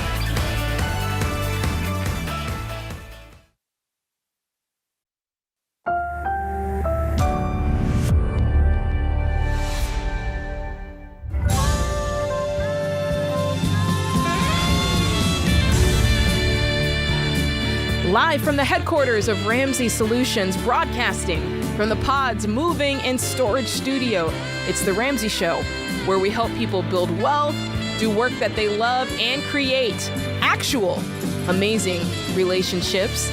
Not to be confused, George, with unactual. We want the real thing here at Isn't Ramsey that all Solutions. of social media? Of course, you're right about that. Man, I'm your host, Jade Warshaw, and of course joined to my right by the $6 million man, George Camel. Now we're just straight up lying to the people. The bionic man. Hey, I'll take it. I love it's to aspirational. find. Yes, that's right. I love to find new ways to introduce George so that people really see him in the grandeur that he demands. I always wait with bated breath to see what adjective you'll use today. I actually looked that one up ahead of time, the $6 million man. Give us a call. The number is 888-825-5225. And of course, we want to talk to you about your life, your money, what's going on in your world, what is going on in your current situation. Nothing's off limits as far as it comes to money, right? Give us a call. Let's talk about it. Let's go to Ben. He's in Salt Lake City, Utah. What's going on, Ben? Hello. Hey, what's up? Hey, I just had a question about our rental situation. My wife and I are living in Utah, of course, and we currently are renting basically a suite where we're watching my wife's grandpa's house. Okay. We were renting from him for really cheap, and it seemed like a sweet gig until they informed us that the HOA was 55 plus, and previously they hadn't said there would be any issues with us living there, but now they're kicking us out in about a month or two. The curmudgeons on the HOA. Right. Did someone report you guys? They down. said, I don't like these young whippersnappers around here. Yeah, right. We're throwing mad parties, and they Get just off can't my take lawn. It. Right. Yeah, just smiling and waving at all the people who want to grind us. Oh, man. So That's a bummer. What's this mean for you? Because if you are breaking the HOA guidelines, I mean, they do have the, if it is what you say it is, they do have the right to. Did you have anything in writing saying you could live there and for how long? No, to be honest, I don't believe there's anything like that. We were just told by our grandpa that he had talked to them and that everyone he had spoken to had shown that there wouldn't be any problem with it. But right. I don't think there's anything in writing. We're planning on moving. It's just now a question of whether we should rent or buy. And it's just, I can't figure out which would be a better solution. So we were hoping to run it by you. How much time are they giving you before you have to vacate the premises? So they told us we have to have something figured out, which is kind of vague. They told us we have to have something figured out by the start of July, like July 8th or something. Ooh, that's no time. Wow, these old folks ain't playing. So what's your financial situation? Do you guys have any debt? Do you have any savings? Right. So right now we're making about $50,000 to $52,000 a year. We have down payment of $30,000 or $25,000 saved up, as well as emergency savings of above $8,000. It's roughly 5 months of savings. And that's with your current expenses, though, right? Which is very minimal. Yes. Right. So we'll have to increase that and use some of the down payment funds to cover the emergency fund. Mm-hmm. So let's call it $25K for the down payment. The rest is emergency fund, and you have no debt. Yes. No debt. Okay. What are the prices in that area? I imagine, are you in the Salt Lake City area? So a little bit north of Salt Lake is kind of what we're looking at, Layton, Ogden, somewhere around there. So it's generally, we're not seeing anything in the housing market for less than $300,000 or $250,000, and it starts getting pretty rough in that range. And then on top of that, the renting market, we're not seeing anything comfortable. We checked out some apartments around here. Yeah. We're not seeing anything we'd feel comfortable with below $1,300. Are you guys both working full time? I'm working full-time and in school, but school's being covered by FAFSA. My wife is working part-time and watching her special needs brother on the side. I'm wondering if we can increase the income if you have increased expenses coming up, whether it's rent or mortgage. So that needs to be part of the picture. And so I don't know who, it sounds like that would be on you to increase the income with her obligations currently. Yeah. But you're also in school, which makes it tough. How much longer do you have in school? I think another year or two. I was looking at graduating winter 2025. Okay. So at the end of the day, when you do purchase the house, we want to make sure that it's something that you can enjoy, that it's not setting you back, that you're not house poor. And so we want to make sure whenever you do buy that you're able to put the right amount of down payment on something that's a 15-year fixed rate mortgage, right? And we don't want the payment to be any more than 25% of your take-home pay. That's taxes, HOA fees, insurances, all that factored in, right? So that's what we're aiming for. So at this point, it's really just you guys getting out there and seeing what you like, what you don't like, what you think you can afford, and really putting a timeline on yourselves, because it's not to say that you have to move directly into a house right now. If you're not ready, then it's not the right time. And in your situation, there's no shame in renting. Renting sounds like, honestly, at this point, it might be the move until you can save up for some more money and keep looking in different areas. I mean, when it comes to safety, I want you guys to live someplace safe, but this is the point of renting, is to be able to save up. It's like Dave says, it's camping, right? This is not the life of luxury in your rental. It's to get you somewhere. It's a vehicle to get you where you want to go ultimately, which is being a homeowner. So there's something to be said for that, right, George? Yeah. What's your take-home pay right now?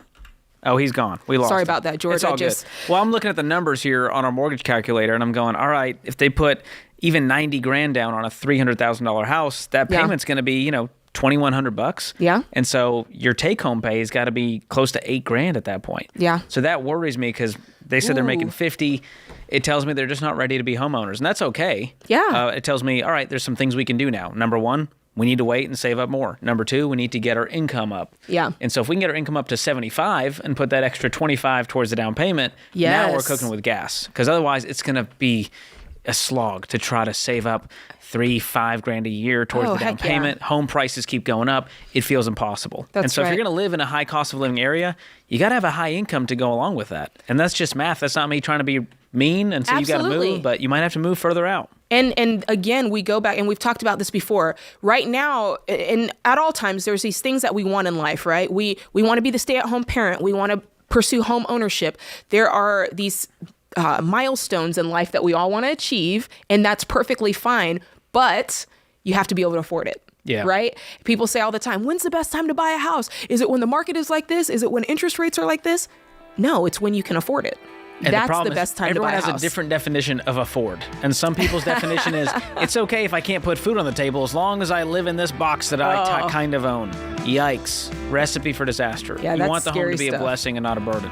Yeah, that's exactly right. And if Ben follows the advice that George Camel so beautifully laid out, he too will accomplish the dream of home ownership in due time. But for him, a key component of that is getting that income up, which is probably the case for many folks listening right now. But stay in the race, keep putting that money aside. The time is going to pass anyway. This is The Ramsey Show.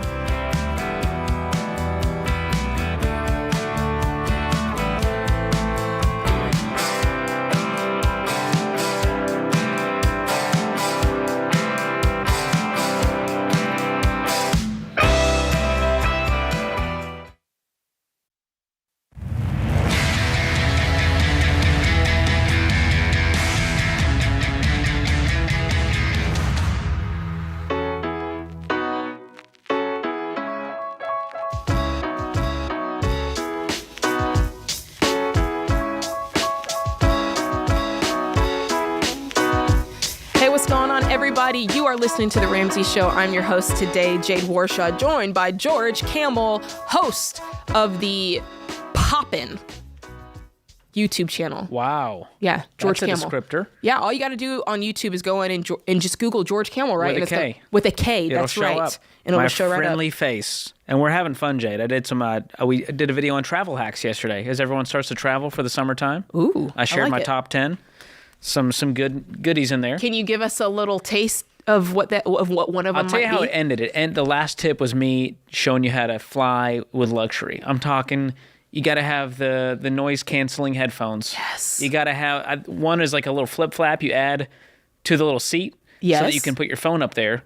Because I see everyone struggling to watch their movie and put it somewhere where it's not falling.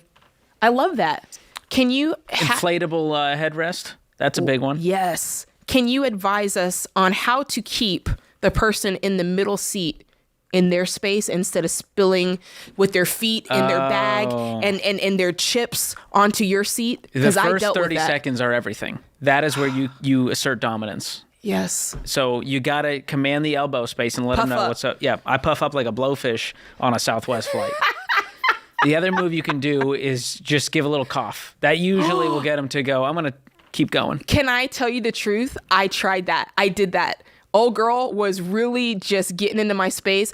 Look, let it be known, if you're sitting in the middle seat, you do have access to both armrests. That is a given. I've heard that as an unspoken rule. But if you start putting your feet over into my side, and so I started coughing, and all she did, she pulled up her blanket over her nose like a mask, but she didn't move her foot. I had one where like the woman put all of her hair behind the chair right in front of my face. And I was like, this is not okay with me.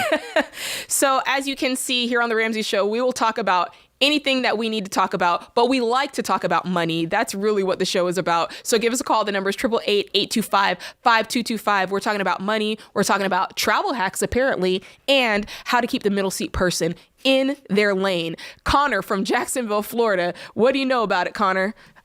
How are you guys? Doing good. How can we help? So the question I had is I'm trying to figure out how to get my girlfriend on board with budgeting now that we've kind of moved in together. Okay. What do you mean kind of moved in together? So that's a good question. We first moved into my mom's place. She moved in with me, and then we just got an apartment back in January. So finance has been like a big struggle of ours, and trying to get her on board with like either every dollar or baby steps has been almost impossible. What is she just like, no, I don't think that I should have to live in what she probably feels are confines of a budget? Is that kind of where her head's at? Kind of, yeah. So she finally got like a pretty good paying job, and her parents just never taught her how to budget. They never budgeted. So it's not really anything that she was ever taught or shown how to do. That makes sense. And she kind of just like, oh, as long as I pay my bills, I'm fine. Does she have debt? Yes.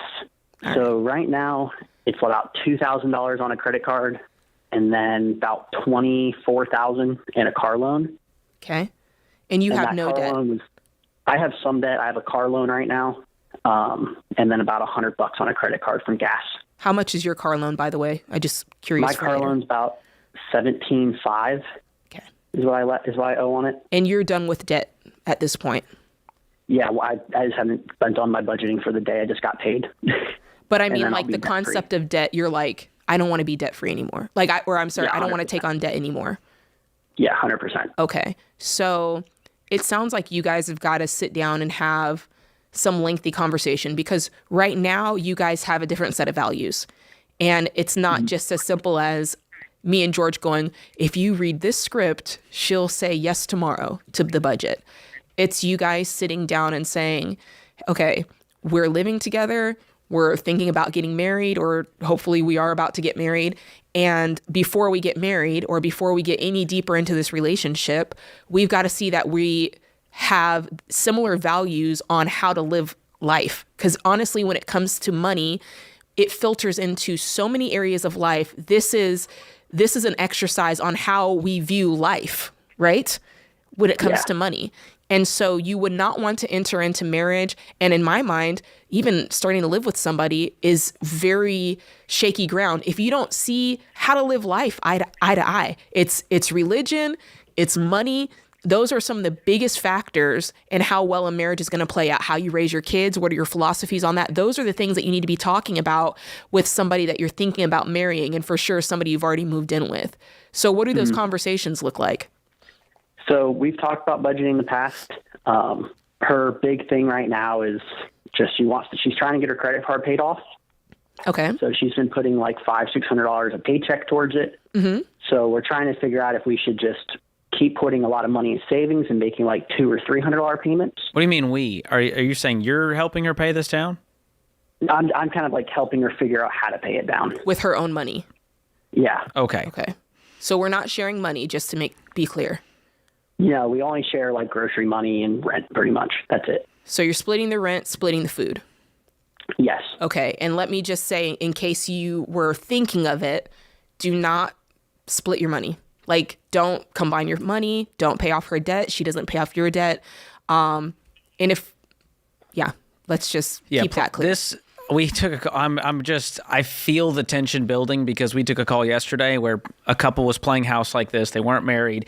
All of a sudden she can't work or doesn't work. And now he's covering her bills and paying her debts.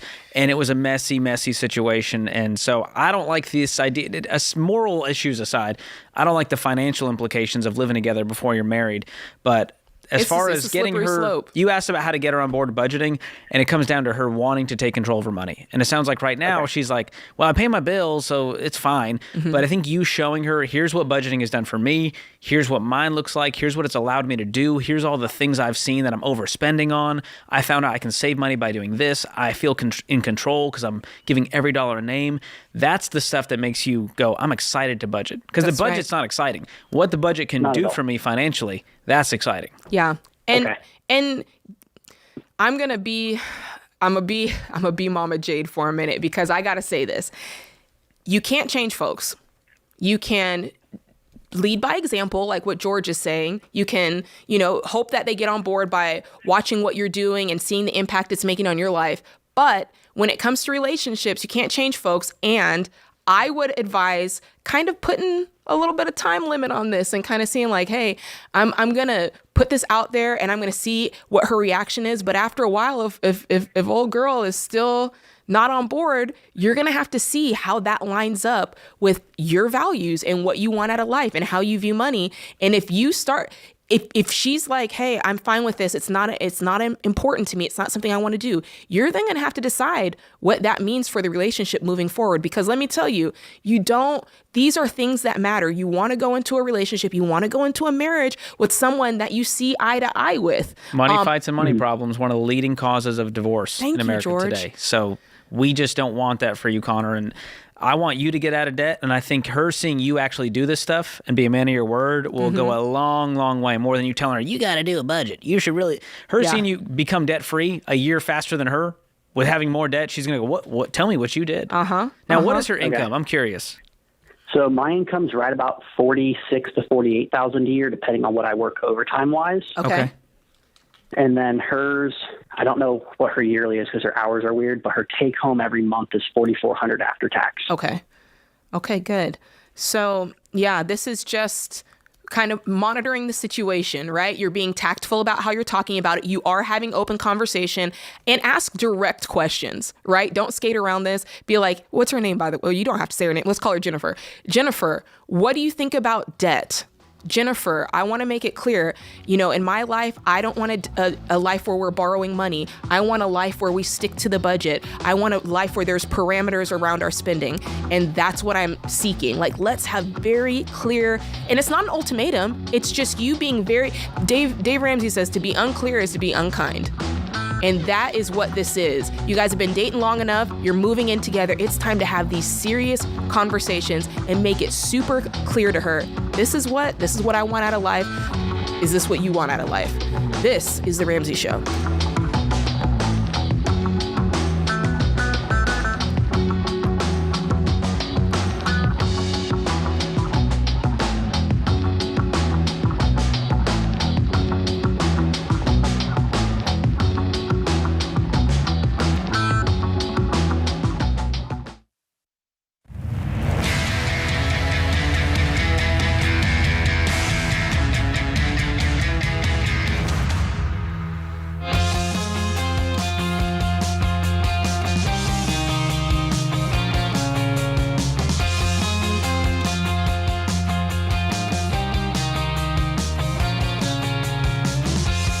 What's going on, everybody? You are listening to The Ramsey Show. I'm your host, Jade Warshaw, joined by fellow co-host George Camel.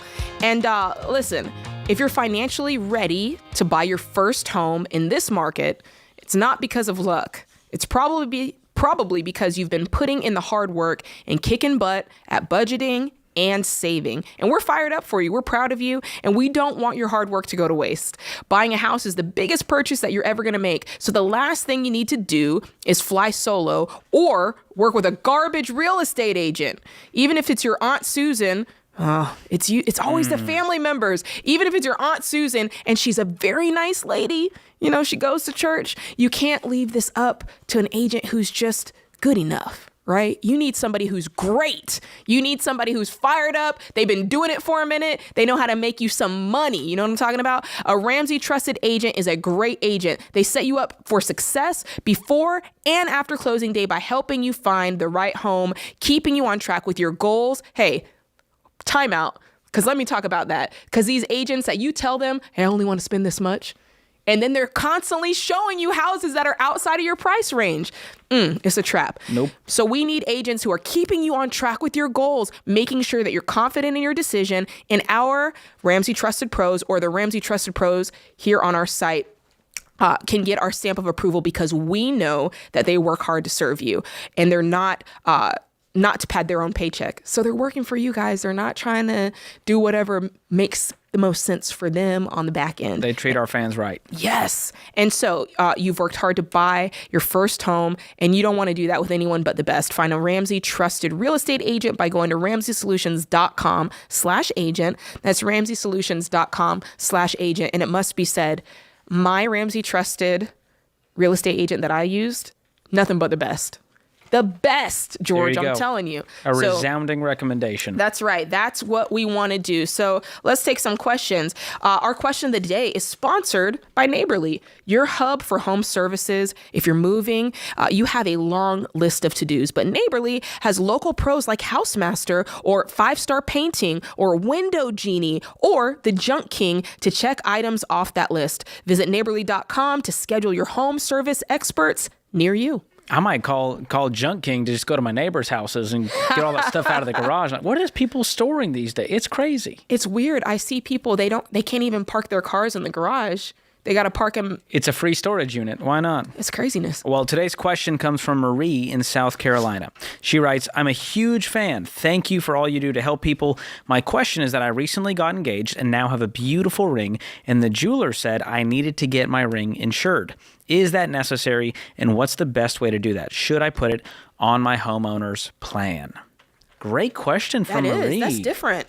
Yeah. So I don't have a strong opinion on this. I think if it's something you're worried about and make you feel better, and you have an exorbitantly expensive ring that's a pretty big part of your world, it's not going to hurt to get insurance on that. And a lot of the times you can do that through your homeowner's or renter's policy, and it may add 1% of the value of the ring to your policy. So a $5,000 ring might be $50 a year extra to insure. That's good. Now, I feel like we have to caveat this because some folks kind of go crazy on like the warranties and like anytime I buy something, like on Amazon even, you buy one thing and they're like, do you want the protection? Or like Wayfair, do you want the protection on this?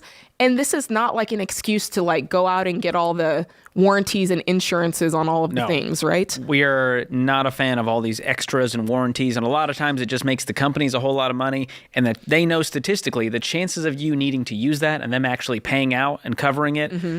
And there's always deductibles. So you still have to pay. It's never just a free lunch here. So you got to look into the fine print of these. And remember the reason for insurance. It's to cover the things that you can't cover. Mm-hmm. The things that you couldn't absorb. And so my rule of thumb is if that wedding ring is going to tank you guys to replace, number one, you may be getting too expensive of a ring. Facts. That scares me. My wife's ring is not expensive enough that it's even worth insuring. Yeah. And she has a beautiful ring. Let me just say that. I believe that, George. I believe you have great taste.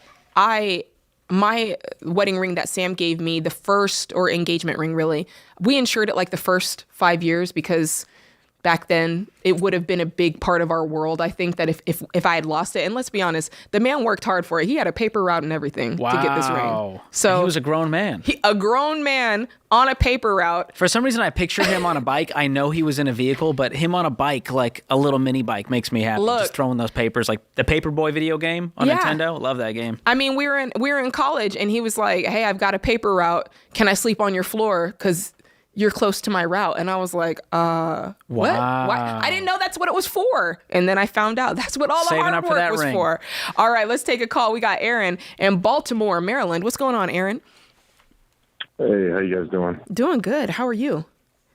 Good. I was just talking to the gentleman. I'm about to be losing my job in about a year and a half. Shoot. And coming from a six-figure salary, so that's a very specific and long time frame. Yeah. What's the scenario surrounding this?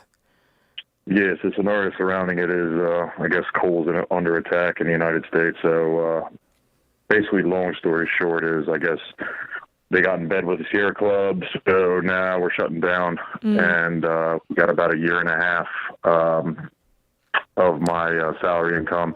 Sheesh. And Maryland, I think it's going to be a little bit more difficult to find a six-figure income coming from operations, which I'm in. Mm-hmm. So right now, I'm kind of your skills transfer. Biding my time. Say again? Your skills transfer to other areas. Yeah, that's true. It's true. However, there's a nuclear plant down south, and the majority of the plants are kind of a far, probably like an over an hour drive for me. I mean, there is some smaller plants, but so it could mean move. It could mean it could mean you moving or transitioning to find the right position. Yeah, I mean, I really do like the area I live in, but you also got to realize a lot of these people that I'm working with, we're talking about 100 people are going to be losing their jobs, so a lot of people are going to be jumping ships because it'll be very competitive trying to get a job in these other power plants. Plus, I have a family, so some of these guys that I work with are, single guys, so getting up and moving is not daunting for them. So have right you now I'm just started? trying to prepare. Have you started? It sounds like you've done a little bit of research.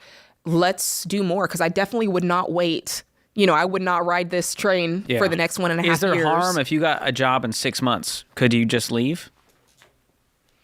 So there's talks about a retention bonus at my job, but obviously they're dragging their feet on that. So, I mean, at the end of the day, they're looking out for themselves, and I mean, it is what it is. It's business at the end of the day. But I mean, the problem with it is if you sign that retention bonus, obviously you have to stay to the end. Yes. So that's going to be a problem for me. So that's essentially your severance. If you stick out for a year and a half, you get some kind of severance.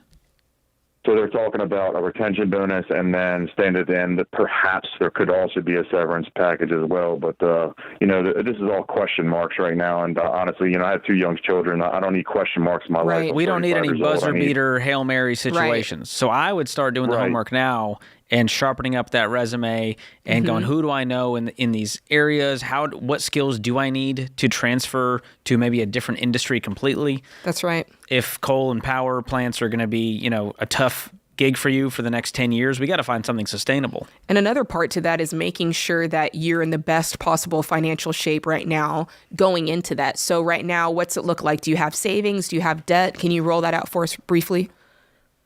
Yeah, so, briefly I'll roll out to you. So, I guess savings account, I got about $15,000. Checking, I got about $15,000.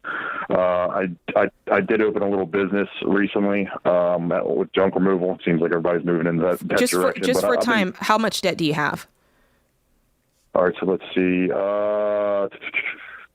About $80,000 in car loans, $220,000 in house loans, and $8,000 on a dump trailer, and that's it. All right, so this is what we're going to do. The game plan is to do that research to find out about work, but in the meantime, we are cleaning up the mess of this debt. We are keeping $1,000 saved for baby step 1, and then we're working that debt snowball to pay off as much debt as possible so that you can feel comfortable going into this transition. Yeah. And then, of course, any and all extra money you can pull in. You mentioned you had a side gig going on. Let's kick it. I'm probably selling one or both of these cars. That is way too much car for the situation you're in. Yeah, you've got some work to do, but you can do it, Aaron. We're pulling for you. This is The Ramsey Show.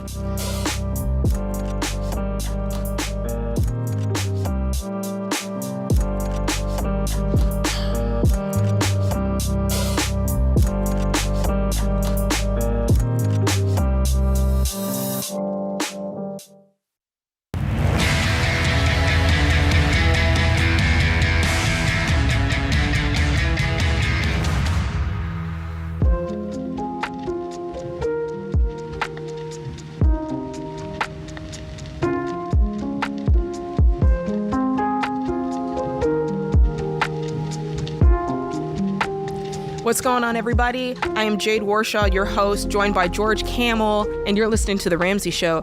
Hey, if you want to give us a call today, the number is 888-825-5225. We'd be happy to take your call. But in the meantime, we've got our scripture and our quote of the day. This is one of my favorite parts of the hour, George. He says, "For God has not given us a spirit of fear and timidity, but of power, love, and self-discipline." One version says a sound mind, which I love that one. That's 2 Timothy 1:7. And then, of course, we've got this one from Alanis Morissette. Happy birthday, Alanis Morissette. Courage and willingness to just go for it. Whether it is conversation or a spontaneous trip or trying new things that are scary, it is a really attractive quality. So get out there, get crazy. Now, we're not talking about YOLO, Alanis. It's different. None of that YOLO business. Where else can you get some 1 Timothy and Alanis in one segment? I mean, only on the Ramsey Show. Isn't it ironic? Hey! Got him. Here we go. Got him. It's not ironic at all, but I had to say that. All right, let's go to the phone lines. We've got Alyssa on line 1. What's going on, Alyssa? Phoenix. Hi, yeah. Hi. So my husband and I have been saving for a home here in Phoenix for about the past 3 years through COVID. We are now priced out of the market. And so basically our question is, should we stay here in Phoenix and try to make it work buying a house, even if it might be some financial stress, or should we move and go out of state, even though our friends and family are still here in Phoenix? Well, I appreciate the question, but let's look at what you're saying here, because is it really priced out of the market? I get it. A lot of people, it's like as fast as they save, the prices just keep going up, right? And it's hard to keep up with that and outpace that so that you can actually buy. So completely valid. I get that. But what you first said to me is it worth it, even though it would be basically beyond your means, right? You'd be strapped for cash. You'd have all these issues. No, that's not worth it. It's absolutely not worth it. If you're going to buy a house, you want it to be a blessing and never a burden. That's no fun. You'll start to resent the house. You'll hate the property. It'll make you dislike going to work, right? Because nobody wants to work just to be in that rat wheel, right, George? So that is a no-go. I feel like there's other options. That's right. Like, if we can't live in Phoenix, we're getting out of the entire state. Is there another option, which is, okay, maybe we do a townhome that's 30 minutes out of the city? You know what I mean? Are there other things you guys could look at, temper the expectations, compromise a little bit? Hey, we're going to save up for another year. Whatever we can afford at that time, in whatever location in the area, we're going to go for. So where are you guys at in that regard? Well, we are currently living with his parents. We have a baby. So my husband's working. I'm at home with the baby. We currently have about $80,000 saved for a down payment. That's great. We don't have any debt. So we really want to buy, but we want to make sure that with just one income coming in that we'd be able to afford our mortgage. And why is there only one income coming in? I'm a stay-at-home mom with a baby. What's he make? Sorry, before you get to that, can I pause quick, George? I just want to challenge you on this, because George and I have talked about this several times. The dream is being a stay-at-home mom. So many folks have that dream, but you've got to ask yourself, in this season, with what you're saying you want, is it feasible? Are you able to go into the marketplace and earn more than the cost of daycare so that you can accomplish this goal of getting this down payment? That's a little sidebar for you to think of, because a lot of times we kind of feel like, oh, I can just do this. But then we complain about what it means on the financial implication. So just throwing that out there for you to think about. Okay, George. Oh, that's a good word. So you're saying with his income currently, you're not gonna be able to afford a home. So like Jade's saying, what is his current income? He makes $80,000 with his 9-to-5, and then $10,000 with a side hustle. Awesome. About 90. Okay. Yeah. And you have $80,000 saved. What is a home, like the homes you've been looking at, how much do they cost? They're on average about $450, $460. Okay. So the take home on a 15-year fix, which is the only one I'd recommend, if you put $80,000 down on a house that's $450,000, that would be a $3,900 mortgage payment, which is a lot of your take home pay, right? Yeah. So just thinking about that number, you're going, we couldn't breathe. And so that tells me we either have to temper the expectations, wait another year or two and have 120 down or 150 down, or we need to go, we're going to get a condo or townhome because we really want it. Or like Jade said, I may have to go back to work for a season for the next year in order to make this happen. And one day I'll be able to go back and accomplish this dream in a way where it doesn't set us back financially with our other goals. That's right, because mathematically, you don't want to be more than 25% of your take-home pay on that mortgage. Otherwise, you will feel the strain. It will be stressful, and you're going to go like, why did I do this?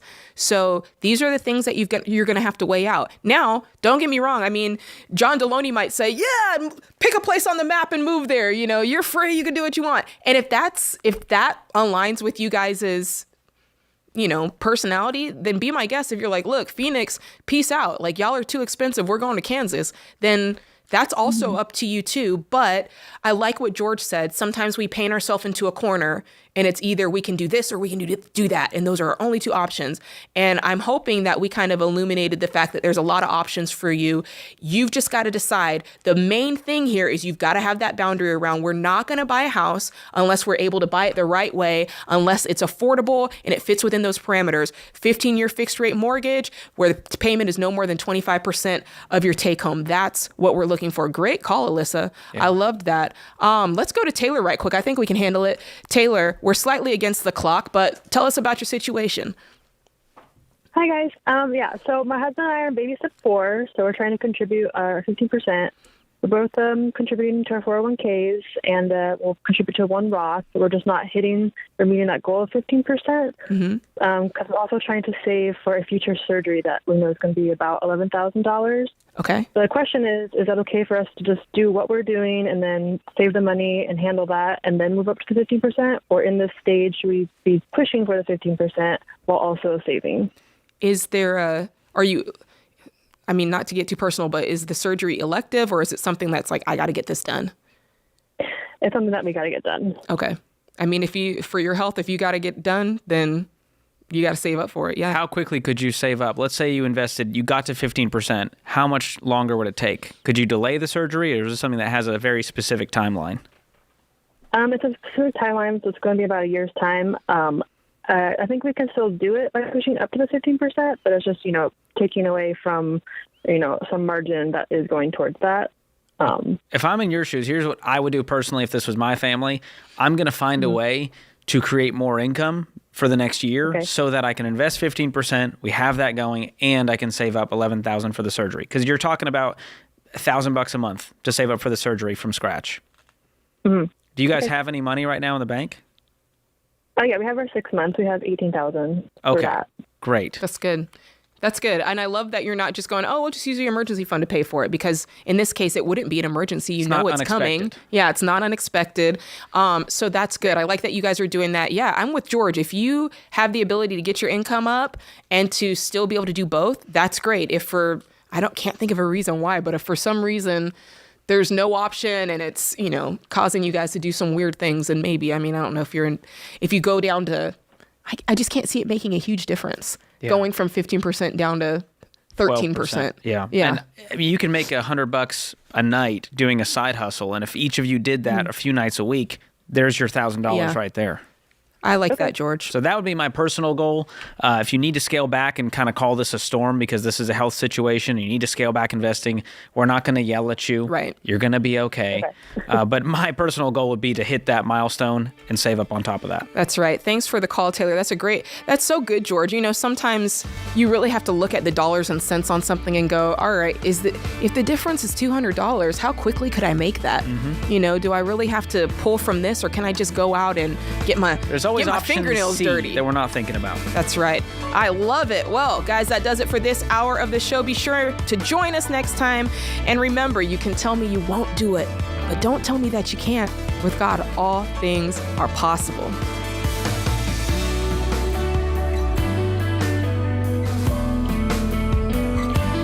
Hey, what's up, guys? It's Jade. Look, if you like what you heard in this episode and want to know more about getting started on the Ramsey baby steps, go to RamseySolutions.com and click the Get Started button. We'll help you figure out the best next step for you based on your specific situation. That's RamseySolutions.com and click Get Started.